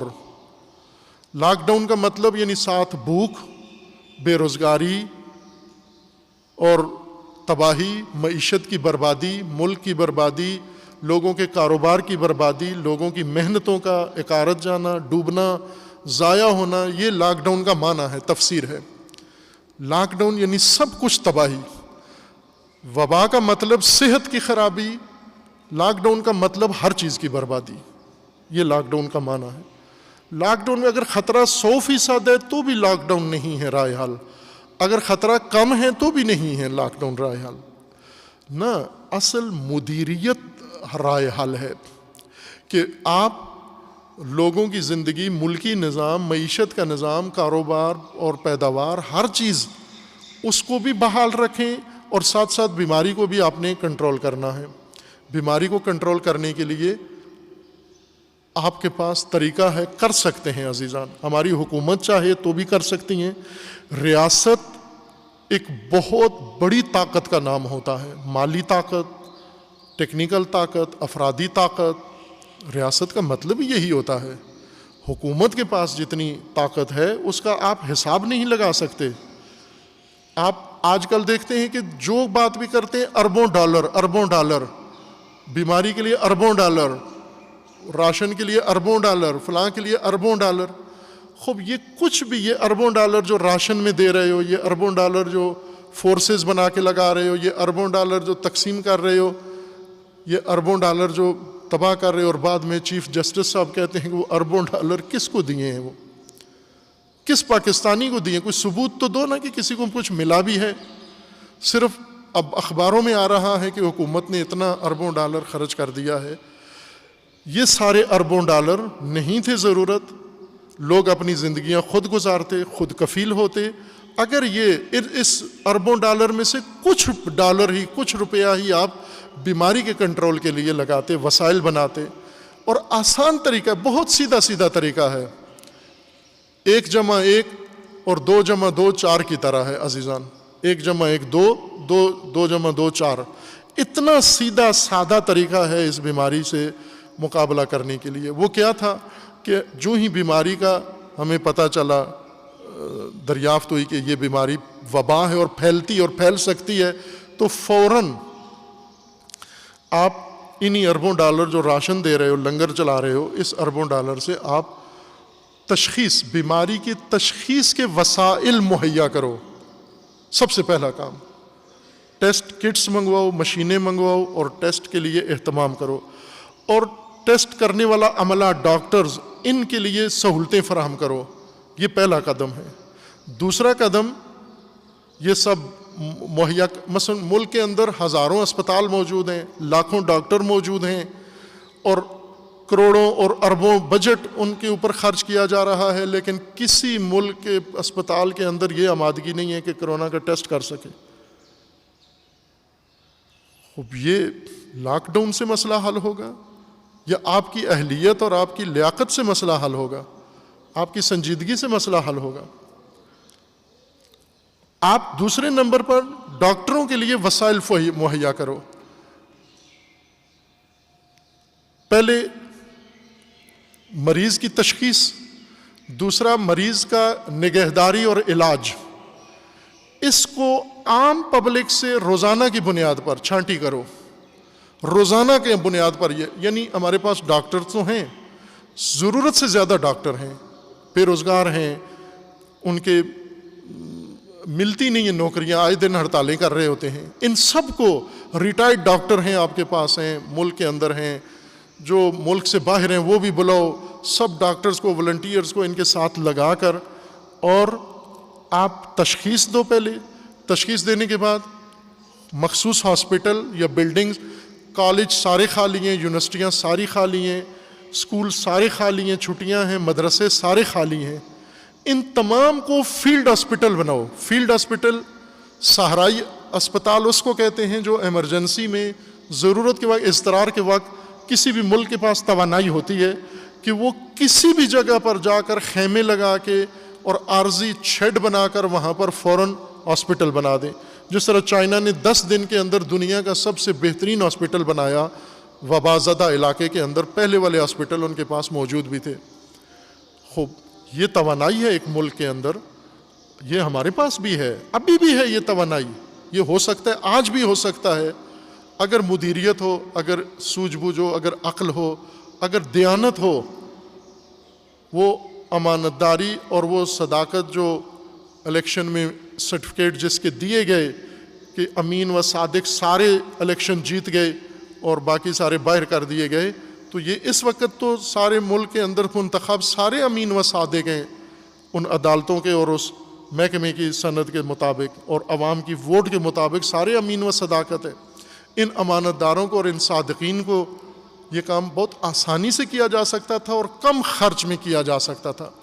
جتنی ابھی تک نقصان ہو چکا ہے اس سے بہت کم، جتنا پیسہ لگ چکا ہے اس سے بہت کم پیسے میں یہ سارا کام ہو سکتا تھا، اور آج بھی ہو سکتا ہے اور ہونا ضروری ہے. چونکہ پاکستان میں جب لاک ڈاؤن بنایا ہوا تھا آپ نے نام نہاد، تو 100% اموات بڑھ گئی ہیں، اموات بڑھ گئی ہیں. یہ خطرہ ہے سب سے زیادہ. اب جب آپ سب کچھ اٹھا رہے ہیں تو پھر آپ خود دیکھ لیں کہ 1000% ہو جائے گا. یہ سلسلہ بہت آگے بڑھے گا اور اس میں مختلف طبقات اپنا حصہ ڈال رہے ہیں اس کو شدت دینے کے لیے. وزیر اعظم صاحب نے ایک بیان دیا کہ لاک ڈاؤن اشرافیہ نے کروایا تھا. اپنی صفائی میں انہوں نے کہا ہے کہ اشرافیہ، ملک کی اشرافیہ نے لاک ڈاؤن کروایا تھا. خود ملک کی ایک ایسی مفت خور اشرافیہ ہے جس کو لاک ڈاؤن میں نقصان نہیں ہے. ظاہر ہے وہ اشرافیہ تاجر نہیں ہو سکتے کیونکہ تاجروں کو، تاجر اشرافیہ لاک ڈاؤن میں نقصان ہوتا ہے اس کا. کاروباری اشرافیہ کا یہ کام نہیں ہو سکتا، سرمایہ دار اشرافیہ کا یہ کام نہیں ہو سکتا. یہ وہ اشرافیہ ہے جس کا کوئی کام کاج نہیں ہے، شغل نہیں ہے، لیکن پیسہ کھانا ہے جس کا کام. چونکہ اس کو لاک ڈاؤن میں بھی ملتا رہے گا، اس کو لاک ڈاؤن نہ ہو تو بھی پیسہ ملتا رہے گا. یہ وہ اشرافیہ ہے.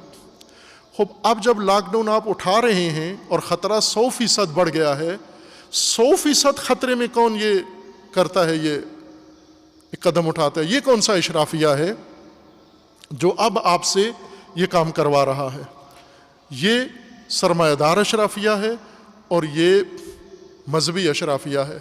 لاک ڈاؤن عرض کیا ہے کسی صورت میں کسی بھی حالت میں لاک ڈاؤن کسی بھی ملک کے لیے رائے حل نہیں ہے۔ لاک ڈاؤن کا مطلب عاجزی، لاک ڈاؤن کا مطلب نالائکی، لاک ڈاؤن کا مطلب نافہمی، لاک ڈاؤن کا مطلب لاپرواہی، یہ سب مفہوم نکلتا ہے لاک ڈاؤن کا، بربادی۔ اور جو ہوگی، اور ابھی کسی وقت انشاءاللہ میں عرض کروں گا آپ کی خدمت میں کہ اس جو پوری دنیا میں یہ کام ہوا ہے تو اس سے اب اثر کیا پڑا ہے، مغربی ممالک پہ کیا اثر پڑا ہے، ترقی پذیر ممالک پہ کیا اثر پڑا ہے، مسلم ممالک پہ کیا اثر پڑا ہے۔ تیل والوں کا تو حشر آپ نے دیکھ لیا ہے کہ مفت تیل ہو گیا ہے، زیرو، بلکہ تیل خریدنے کے ساتھ اب وہ پیسے بھی دینے کے لیے تیار ہیں آپ کو۔ تیل کی یہ حالت ہو گئی ہے، یہ تیل پیدا کرنے والے امیر ترین ممالک کی حالت یہ ہو گئی ہے۔ اب وہ ممالک جو تیل پیدا نہیں کرتے خریدتے ہیں، اور وہ ممالک جو دوسری بھی کوئی معتبر ان کے پاس ذریعہ معاش نہیں ہے، ان کی کیا حالت ہوئی ہے۔ اور سب سے بدترین حالت ہوگی اور ہوئی ہے یہ مغربی ممالک کی ہوئی ہے، جو ان کا نظام ہے سرمایہ داری کا۔ سرمایہ داری نظام در حقیقت ایک دھاگے سے بندھا ہوا تھا، شیشے کا گھر تھا، اور کرونا نے وہ دھاگا کاٹ دیا ہے۔ یہ آپ کے ذہن میں رہے، وہ دھاگا جس سے سرمایہ داری نظام بندھا ہوا تھا وہ دھاگا اس نے کاٹ دیا ہے کرونا نے۔ ان ممالک کی جو ابھی درگت بننی ہے وہ آپ سوچ بھی نہیں سکتے۔ پاکستان جیسے ممالک، افغانستان جیسے ممالک کو بہت زیادہ نقصان نہیں ہوگا، لیکن جتنا مغربی ممالک کا تباہی ہوئی ہے اتنی تباہی یہاں نہیں ہوگی۔ ان کی ہر چیز نابود ہو گئی ہے، اور ابھی آہستہ آہستہ اس کو ظاہر کرنا شروع کریں گے۔ یہ اس لیے کہہ رہا ہوں کہ لاک ڈاؤن کسی کے نفع میں نہیں، اور ساری دنیا ابھی کہہ رہے ہیں لاک ڈاؤن اٹھانا ہے۔ تو یہ خرب رفت، یہ دھمال، یہ کس نے پہلا بولا تھا لاک ڈاؤن کا، اس کو پکڑ کے سامنے لاؤ۔ پھر اس کے پیچھے جو کم خیرت تھے، بے عقل، جنہوں نے یہ اس کے پیچھے کہنا شروع کر دیا لاک ڈاؤن سوچے سمجھے بغیر، اور اب جب 100% خطرہ بڑھا ہے اب کہتے ہیں لاک ڈاؤن ختم کرنا ہے۔ لاک ڈاؤن نہ رائے حل تھا اور نہ اس کو باقی رہنا چاہیے، لیکن مدیریت بھی نہیں ہے۔ وبا لاک ڈاؤن نہیں مانگتی، لوگوں کی صحت اور زندگی کے تحفظ لاک ڈاؤن نہیں مانگتا، تحفظ کے لیے تدبیر مانگتا ہے، مدیریت مانگتا ہے، چارہ جوئی مانگتا ہے، اور وہ چارہ جوئی ریاستی قوت کے ساتھ ہو سکتی ہے۔ اب جب کہ ریاستی قوت ہماری سنجیدہ نہیں ہے، آپ نے دیکھ لیا کرونا کے دنوں میں بھی، وبا کے دنوں میں حکومت کیا، روز اخبار پڑھیں، ان کے پاگل کر دینے والے بیانات ہیں، اور اپوزیشن کو دیکھیں اور سیاستدانوں کو دیکھیں، انتہائی نامعقول لوگ، اور جنہوں نے اس راہ میں کوئی مل کے بھی سنجیدہ قدم نہیں اٹھایا، علیحدہ علیحدہ بھی، اور آئندہ بھی اٹھانے والے نہیں ہیں۔ لیکن عوام یہ کام کر سکتے ہیں۔ ایک تو عوام خود توجہ رکھیں خطرے کی طرف۔ خطرہ کم نہیں ہو گیا، ختم نہیں ہو گیا، بڑھ گیا ہے۔ صرف ہوا کیا ہے، فرق کیا پڑا ہے، پہلے خطرہ کم تھا، خوف زیادہ تھا، اب خطرہ بڑھ گیا ہے، خوف کم ہو گیا ہے، یہ فرق پڑا ہے۔ ابھی کیوں بے باک ہو گئے ہیں سارے، کیوں ماسک اتار دیے ہیں، کیوں ہر کام کرنے کے لیے تیار ہیں، چونکہ خوف کم ہو گیا۔ اب یہ جو خود ہم نہیں مرے اس مہینے 2 مہینے میں، تو اس کا مطلب ہے اب ڈر تھوڑا، پہلے اپنا ڈر تھا کہ ہم بھی بس نوبت میں ہیں، بس کل آج ہے اور کل ہے، یہ پہلے خوف تھا۔ ان 2 مہینوں میں پتہ چلا کہ نہیں، ہم تو ابھی لسٹ میں نہیں آئے، تو یہ خوف نکل گیا ہے۔ خطرہ اور خوف 2 الگ مسئلے ہیں۔ خوف آپ کا کم ہو گیا لیکن خطرہ بڑھ رہا ہے، شدید بڑھ رہا ہے خطرہ، اور آپ نے خطرے سے نمٹنا ہے، خطرے کا چارہ بندوبست کرنا ہے کہ خطرے سے اپنے آپ کو بچانا ہے۔ خطرے سے بچنے کے لیے بہت کچھ کر سکتے ہیں عزیزان، ابھی بھی، اور عوام کر سکتے ہیں بہت کچھ۔ یہی عوام کے پاس ریاست کے بعد بڑی طاقت عوام ہے، ان کے پاس باوجود وجود اس کے کہ کاروبار سب کچھ بند ہے، لیکن توانائی مالی بھی ہے اور افرادی بھی ہے اور سب کچھ ہے۔ یہ سارا بندوبست ہم یہاں پر کر سکتے ہیں۔ میں اس کو مثال کے طور پر آپ کی خدمت میں عرض کرتا ہوں کہ ایک دینی ادارہ ہے جامعہ عروۃ الوثقیٰ، دینی ادارہ جو اپنے خاص پہچان کے ساتھ ہے، جو روایتی انداز سے، تعلیم بھی اس کی ہٹ کر ہے، طریقہ بھی اس کا رواج معمول کے طریقے سے جدا ہے، اور ایک بڑی خصوصیت جو اس جامعہ کی ہے، یہ سب کوششیں ہیں، میں دعویٰ نہیں کرتا کہ یہ سب کچھ ہو گیا ہے اور آئیڈیل ہو گیا ہے، وہ رول ماڈل بن گیا ہے. میں یہ کہہ رہا ہوں کہ جو اس کی جہت ہے، جو اس کے رخ ہے اس کام کا، وہ یہ ہے کہ وہ روایتی اور معمول کے جو طریقے تھے دینی اداروں کے، اس سے ہٹ کر جو حقیقی کردار ہونا چاہیے ایک دینی ادارے کا اور دینی جمعیت کا، کوشش کریں کہ وہ ادا کریں ہم. ایک کام جامعہ نے یہ کیا ہے کہ تعلیمی ادارہ ہونے کے ساتھ ساتھ عوامی اور قومی امور کے اس نے ساتھ چلائے ہیں. ان گزشتہ 10 سالوں میں سب نے مشاہدہ کیا ہے کہ جہاں جہاں بھی قومی مسائل اور عوامی مسائل اور ضرورت تھی اجتماعات کی، جہاں آواز اٹھانی تھی آواز اٹھائی، جہاں کوئی بھی کرنا تھا اپنا فریضہ ادا وہاں کیا ہے. عموماً مدارس یہ ذمہ داری نہیں سمجھتے کہ ہم تو ایک مدرسہ ہیں تعلیمی، ہمارا کام ہے. ہمارا کیا کام ہے ان چیزوں سے؟ یہ تو دوسرے تنظیمیں کریں، پارٹیاں کریں، حکومت کرے، وزارتیں کریں. خوب ایسا ہی ہے، وہی کریں. لیکن اگر وہ نہیں کر رہے تو پھر آپ سے آیا ایک مدرسہ ہونے کے حوالے سے یہ بات ٹل جاتی ہے؟ نہیں، آپ سب پر، ہم سب پر فریضہ ہے. اور برعکس جو شہرت ہے جامعہ کے متعلق کے وسائل کی برمار ہے اور فراوان ہیں، میں اس منبر مقدس سے اور اس عبادت میں اور مکان مقدس مسجد میں روز مقدس جمعہ میں عرض کر رہا ہوں کہ انتہائی قلیل وسائل ہیں، انتہائی قلیل وسائل ہیں. جتنی یہاں فعالیت ہے اس حساب سے وسائل بہت کم ہیں. کم ترین قلیل ترین وسائل سے فعالیت زیادہ ہے، جس سے لوگوں کو یہ اجتہاد کر رہے ہیں کہ وسائل زیادہ ہیں. ایسے ہرگز نہیں ہے. اس کی تازہ ترین مثال انہی وبا کے دنوں میں جب سارے مدارس بند ہیں اور اسکول کالج بند ہیں اور ساری دنیا سوشل میڈیا پہ چلی گئی ہے، جوان بھی اور استاد بھی اور علماء بھی، اور وہ ماہ مقدس میں کیا نامقدس حرکات سوشل میڈیا پہ کرتے ہیں. نہ حرمت رمضان، نہ حرمت روزہ و نہ حرمت شاید دیگر ان کے مد نظر ہے. بے لاگ بالکل وحشیوں کی طرح سوشل میڈیا کے اوپر اپنا عمریں بھی ضائع اور وقت بھی ضائع اور عبادتیں بھی ضائع اور رمضان بھی ضائع کر رہے ہیں. ایسے میں جامعہ عروۃ الوثقیٰ نے انہی قلیل ترین وسائل کے ساتھ مومنین کی ہمت سے ایک قدم یہ اٹھایا ہے کہ قرنطینہ مرکز بنایا ہے.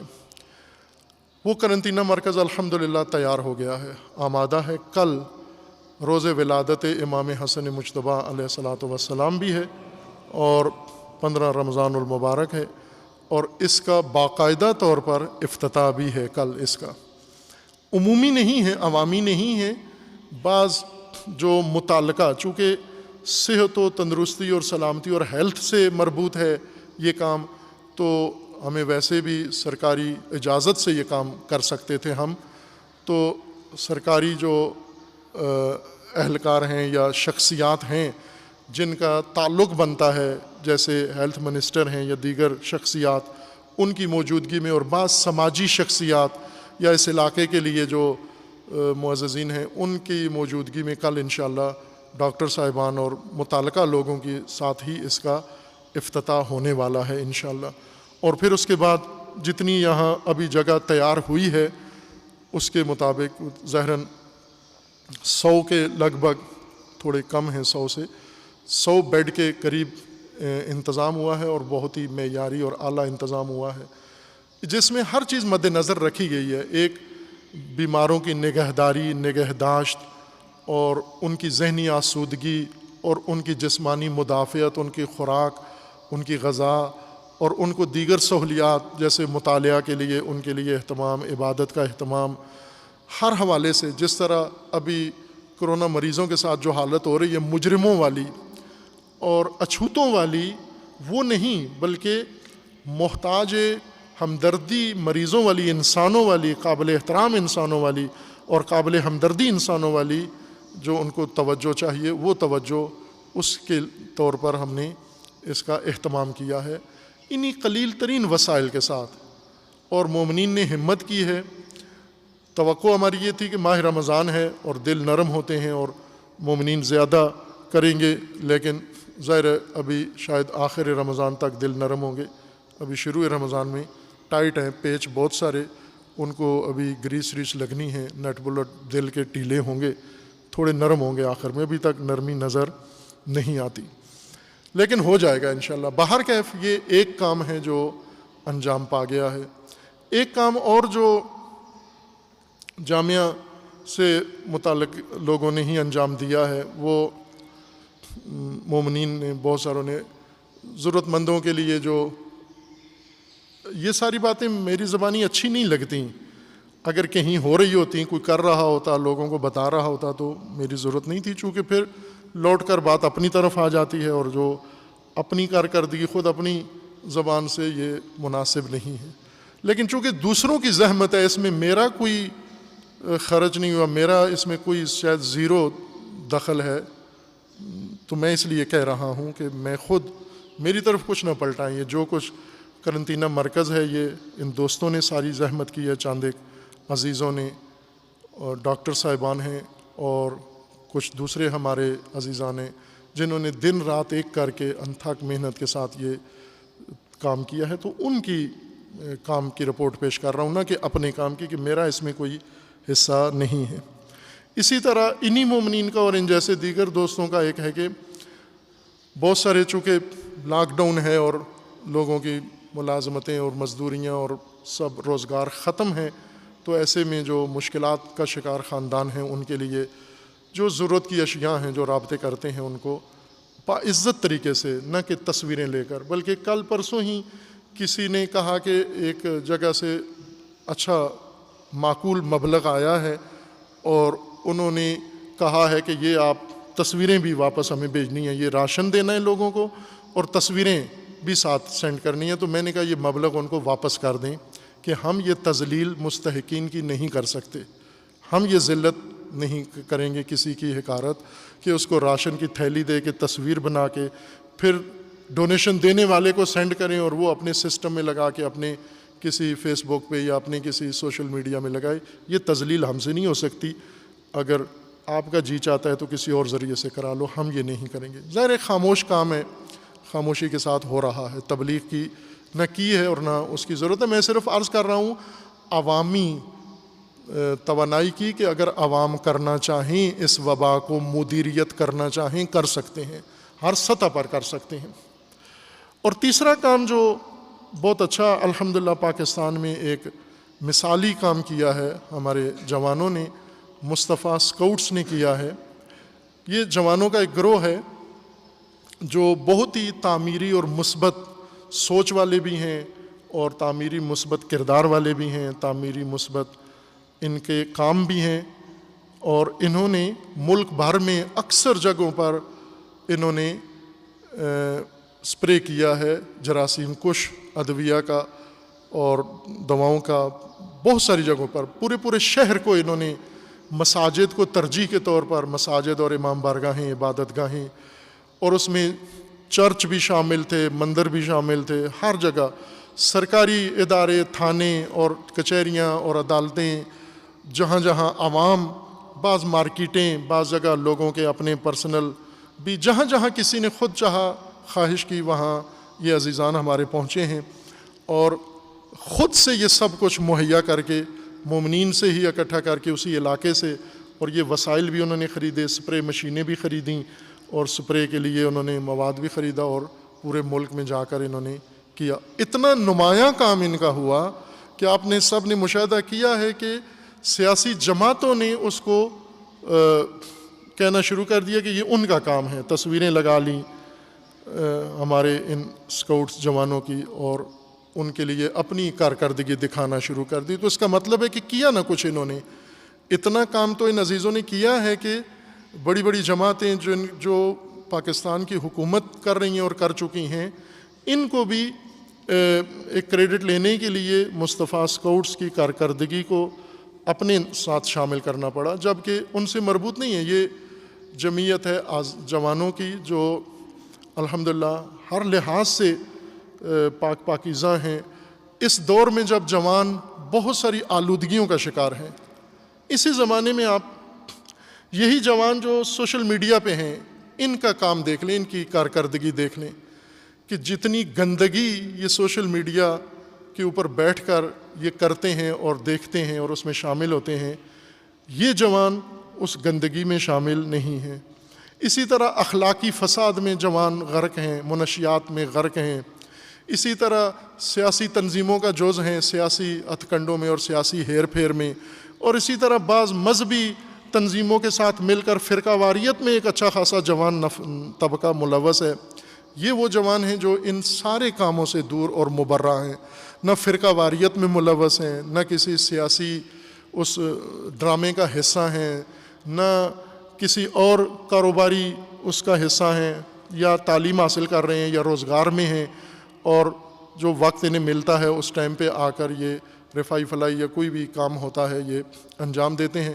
ان دنوں میں ان جوانوں نے یہ ثابت کیا ہے کہ عوام اور پبلک بھی بہت کچھ کر سکتے ہیں۔ ہم اس وبا سے مقابلے کے لیے لوگوں کی آگاہی بڑھا سکتے ہیں، اور ہم لوگوں کو محفوظ بنا سکتے ہیں، ان کے گھروں کو محفوظ بنا سکتے ہیں، ان کے کاروباری مراکز کو، یہ اگر دکانیں کھولتے ہیں تو یہ عوامی طبقات جوان گروہ بنا کے مل کے ان دکانوں کے ارد گرد جراثیم سے پاک کرنے کے لیے یہ قدم اٹھا سکتے ہیں۔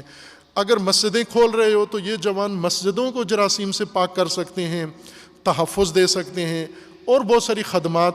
خوب یہ ایک مجموعہ ہے محدود جوانوں کا، لیکن اگر سارے ملک کے جوان اسی طرح ہو جائیں، ان کے ساتھ یا باہر رہ کر اپنے طور پر بھی شروع کر دیں، تو بھی یہ ایک نمونہ ہے، ماڈل ہیں یہ جوان، کہ پاکستان کے وبا کا مقابلہ خود لوگ بھی کر سکتے ہیں۔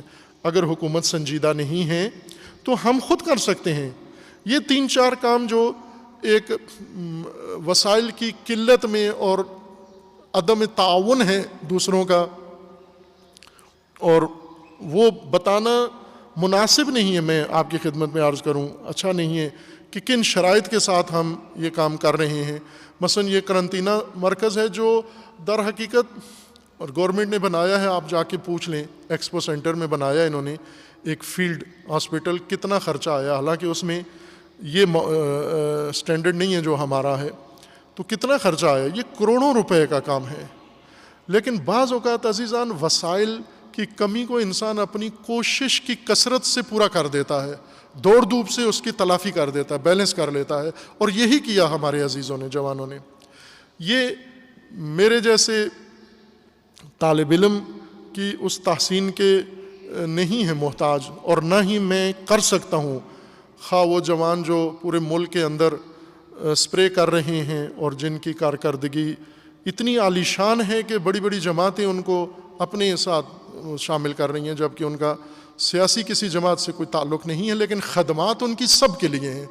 یہ سیاسی جماعتیں اگر اپنے دفاتر میں سپرے کروانا چاہتے ہیں، اسکاؤٹس حاضر ہیں ان کے لیے، سرکاری اداروں میں حاضر ہیں، مذہبی جماعتوں کے ہاں حاضر ہیں، ہر طبقے کو یہ اپنی سروس دینے کے لیے بغیر کسی تفریق کے، کوئی بھی شخص ہو، حتیٰ جو ان کا مخالف ہے وہ بھی اگر چاہتا ہے اپنے گھر میں یا کسی جگہ سپرے کروانا تو اس کے لیے بھی یہ حاضر ہے۔ اور میں ان جوانوں سے درخواست کروں گا کہ ان کو ترجیح دو، جو آپ کے ساتھ اختلاف رکھتے ہیں ان کو یہ سروس پہلے دو، بعد میں دوسروں کو جا کر دو، تاکہ وہ بھی محفوظ ہوں۔ ہم نہیں چاہتے کہ کوئی بھی اس وبا کی زد میں آئے۔ عزیزان، سنجیدہ لیں اس خطرے کو اور ان چکروں میں نہ آئیں۔ مجھے تعجب ہے پاکستان کے اوپر کیا تفکر حاکم ہے، کون سا اشرافیہ ہے جو کبھی لاک ڈاؤن کرواتا ہے، کبھی عوام کو اس طرح خطرے میں جھونک دیتا ہے۔ میں عرض کر رہا ہوں کہ یہ حکومتی اعداد و شمار ہیں کہ گزشتہ 7 دنوں میں یا 8 دنوں میں خطرہ موت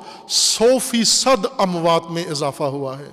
100% اضافے کے بعد کہتے ہیں کوئی پاکستان کو کوئی خاص پریشانی نہیں ہے، پاکستان میں بہت بہتری ہے، پاکستان بہت اچھا جا رہا ہے۔ یعنی یہ 100% خطرہ بڑھ جانا بہت اچھا ہے پاکستان کے لیے، اور اگر خدا نخواستہ 1000 درجے تک آپ نے بڑھا دیا پھر تو پاکستان اچھائی میں آسمان پہ جا پہنچے گا۔ عوام ان چکروں میں نہ آئیں، اس پراپیگنڈے میں نہ آئیں۔ آپ سب سے پہلے اپنے لیے جو حفاظتی تدابیر ہیں وہ اختیار رکھیں، ملحوظ رکھیں۔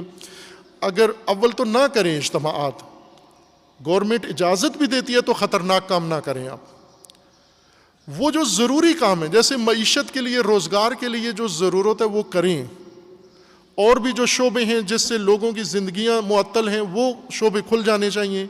ٹرانسپورٹ کا انتظام ہونا چاہیے، لیکن ان کے اندر انتظام بھی ہو ٹرانسپورٹ کے لیے.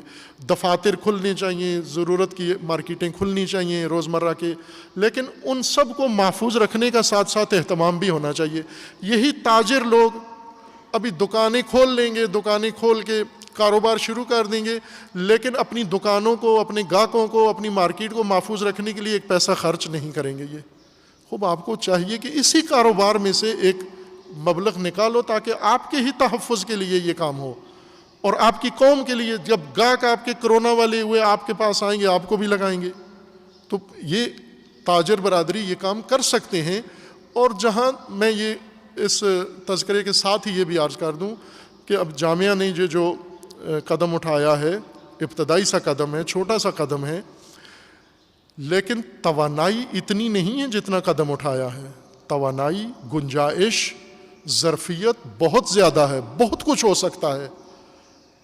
عزیزان، ہم ملکی سطح پر بہت کچھ کر سکتے ہیں، لیکن ظاہر ہے کہ اس کے لیے تعاون کی ضرورت ہے، افراد کی ضرورت ہے، وسائل کی ضرورت ہے.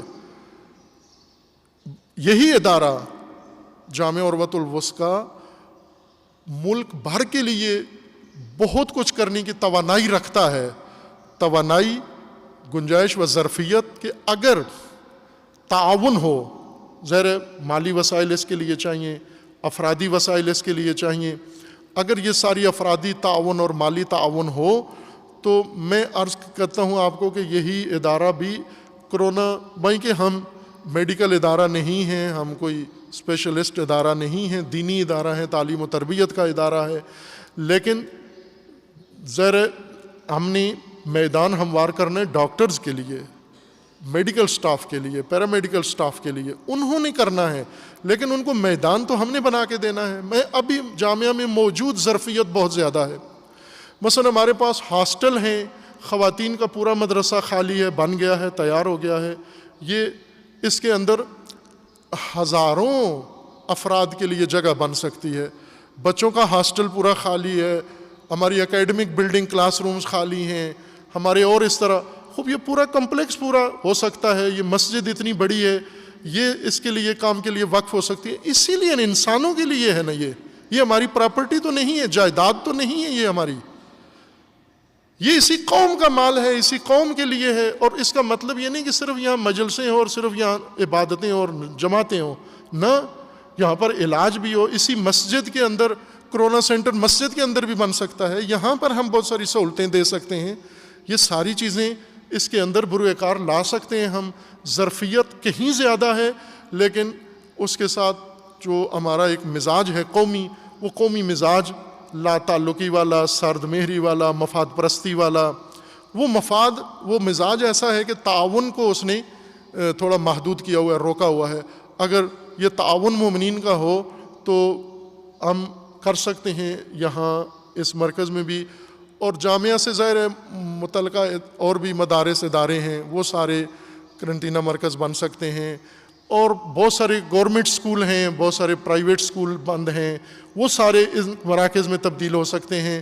یہ سب کچھ کیا جا سکتا ہے. میں نے عرض کیا کہ اگر حکومت سنجیدہ ہو تو لاک ڈاؤن بالکل ختم کر کے اور بیماری کو کنٹرول کرنے کے لیے بہت کچھ انجام دے سکتے ہیں. گورنمنٹ اگر نہیں کر رہی، پرائیویٹ شعبہ یہ کام کرے، لوگ یہ کام کریں، قومی ادارے یہ کام کریں.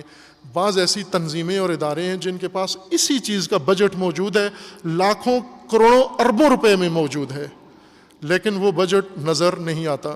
ڈاکٹرز کی ایسی تنظیمیں ہیں عالمی سطح پر بنی ہوئی، جو ہر جگہ جا کر کیمپ لگا کے فوراً جھنڈا اپنا لگا لیتے ہیں، لیکن آج جب ان کی ضرورت ہے تو کیوں نظر نہیں آتے؟ جیسے پیروں کے بارے میں ہے نا کہ یہ پیر جو دم پڑھ کے ہر چیز کا علاج کر دیتے ہیں، آج کیوں نظر نہیں آتے یہ پیر؟ آج ان کی پھونکیں اور دم کیوں بجھ گئے ہیں؟ آج ان کی پیری کے چراغ کیوں بجھ گئے ہیں؟ آج ان کے ورد کیوں بے اثر ہو گئے ہیں؟ آج ان کے ذکر کیوں بے اثر ہو گئے؟ آج ان کے تعویذوں کا فیوز کیوں اڑ گیا ہے؟ کیا ہو گیا؟ کیا مرض ان کو لاحق ہو گئی ہے؟ اب بھی آئیں نا، بچائیں آ کر. خوب اسی طرح بڑی بڑی رفاعی تنظیمیں، فلاحی تنظیمیں، فاؤنڈیشنز، این جی اوز، یہ فلاں ٹرسٹیں اور یہ بجٹ لوگوں کا لے رہے ہیں، زکوٰۃ. جب بھی رمضان شروع ہوتا ہے آپ زکوٰۃ ہمارے ادارے کو دو، کھالیں ہمارے ادارے کو دو، فنڈ ہمارے ادارے کو دو. خوب دیا لوگوں نے، وہ کدھر گیا وہ فنڈ؟ وہ کھالیں کدھر گئیں تمہاری؟ وہ سارا تعاون، وہ زکاتیں، وہ عشر، وہ صدقے کدھر گئے سارے؟ وہ خمس کدھر گیا جو دنیا نے آپ کو دیا تھا؟ وہ خمس تم نے جہاں رکھا ہوا ہے ذخیرہ کر کے، وہ بھی اس مال کو بھی برباد کیا ہے، اپنے آپ کو بھی برباد کیا، قوم کو بھی بے حال چھوڑ دیا ہے، اپنے حال پر چھوڑ دیا ہے. اب اس وقت وقت ہے میدان میں، وہ سارے خطر ہے، ہمیں بھی پتہ ہے خطرہ ہے. اپنے مرکز میں، اپنے گھر میں آ کے قرنطینہ بنا لینا یعنی اپنے لیے خطر مول لینا ہے. خوب اگر ہم اپنے لیے خطرہ مول نہیں لیں گے تو دوسروں کو کیسے خطرے سے بچائیں گے ہم؟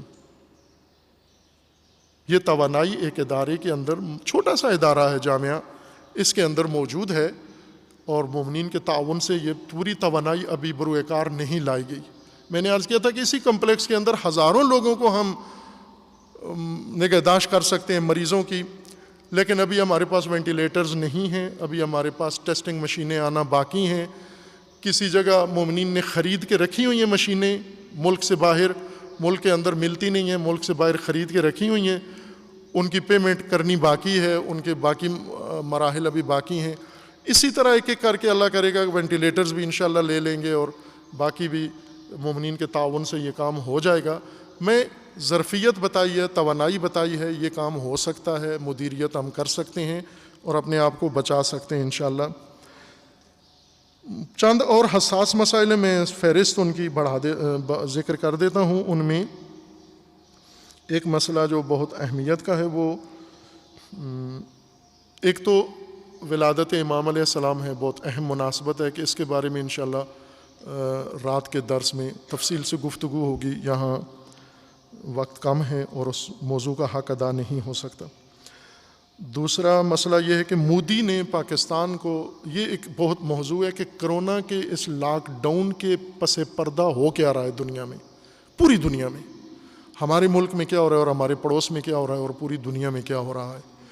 آپ صرف یہ رکھیں کہ مودی نے باقاعدہ طور پر 2-3 دن پہلے پاکستان کو یہ وارننگ دی ہے کہ آپ کشمیر اور گلگت بلتستان خالی کر دے پاکستان، یعنی اپنے حکومتی اہلکار، فورسز، فوج، پولیس ساری وہاں سے نکالے. چونکہ گزشتہ اگست کے انہوں نے جو کشمیر کا الحاق کیا ہے اور ہندوستان کے ساتھ، اس کے تحت یہ کشمیر اور گلگت بلتستان بھی ہندوستان کا ہو گیا ہے اور آپ ہمارے حوالے کریں گلگت بلتستان. یہ وہ چیز تھی جو اسی وقت بھی عرض کیا تھا کہ ہمارے حکمرانوں کی پالیسیاں ایسی ہیں جس میں لینے کے دینے پڑیں گے. یہ مقبوضہ کشمیر آزاد کراتے کراتے آج یہاں تک نوبت آ گئی ہے. مودی نے کھل کے یہ بدتمیزی کی ہے اور گلگت بلتستان اور کشمیر کا نام لے کے اس نے کہا ہے کہ ان کو خالی کرو، اور اس نے عالمی اداروں میں بھی اقدامات شروع کر دیے ہیں پاکستان کے لیے. اور پاکستان نے کیا کیا ہے، ہماری وزارت خارجہ کے ترجمان نے عالمی برادری سے مطالبہ کیا ہے کہ مودی کی بات کا نوٹس لیں. انہوں نے پاکستان کو وارننگ دی ہے. پاکستان نے عالمی برادری میں بن سلمان امام ہے عالمی برادری کا، اور رہبر ٹرمپ ہے اس کا عالمی برادری کا. ان سے انہوں نے درخواست کی ہے کہ اس وقت سری نگر بچاتے بچاتے جو قوم دعویٰ تھا سری نگر ہمارا ہے، کشمیر ہمارا ہے، کشمیر بنے گا پاکستان، عالمی برادری سے کہہ رہے ہیں گلگت بلتستان بچاؤ ہمارے ہاتھ سے نہ جانے پائے. یہ بھی وہ اساس موضوع ہے جس کی طرف دھیان کی ضرورت ہے. اگر ہماری حکومت کے پاس وقت نہیں ہے، فرصت نہیں ہے، کہ سیاستدانوں کے پاس کبھی وقت نہیں ہے. یہ ہماری قوم کو شعور بہت دیر سے آئے گا، بنی اسرائیل کی طرح جب سب کچھ گنوا بیٹھیں گے تو انہیں احساس ہوگا کہ سیاستدان صحیح طبقہ رہنمائی کے لیے، قیادت کے لیے نہیں ہیں. ان سے جان چھڑانا سب سے پہلے ضروری ہے، اور اپنا ملک بچانا. آدھا ملک ہمارا پہلے کٹ چکا ہے. بنگلہ دیش، بلوچستان کے اندر یہی حرکت، یہی بیماری شروع ہے اس کو کاٹنے کے لیے، اور اس کے پیچھے بھی ہندوستان اس وقت مددگار ہے، سہولت کار ہے. اور خصوصاً کشمیر اور گلگت بلتستان جو الگ نوعیت کی اس کی صورتحال ہے، اس میں ظاہر ہے پاکستانی قوم پاکستان بچائے گی، پاکستانی ملت پاکستان بچائے گی۔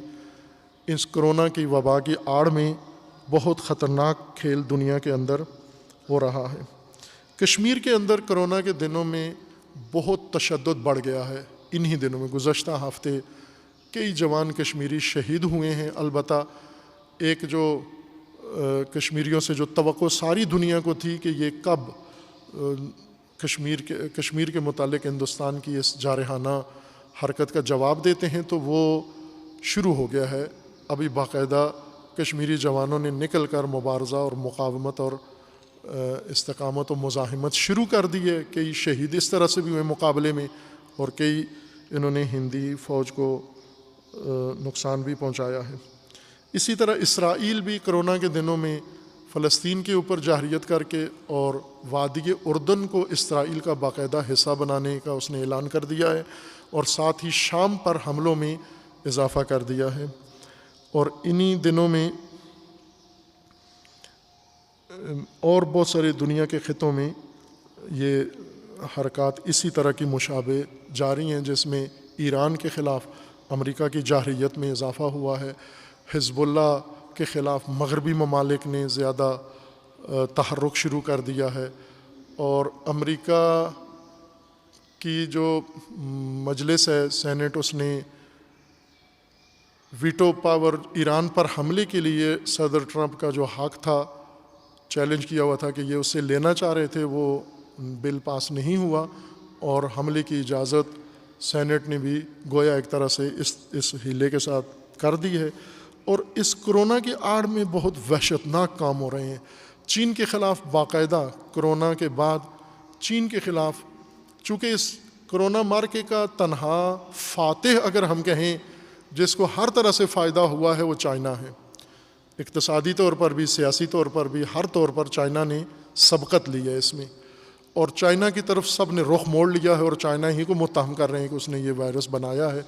ٹرمپ نے رسمی طور پر اس نے کہا ہے، اس کی کابینہ نے کہا ہے، ثبوت مانگے، پروف مانگے ہیں، اور یہ لگتا ہے کہ انہی کرونا وبا کے اثناء میں یا اس کے فوراً بعد عمل شروع ہوگا چائنا کے ساتھ ان کا۔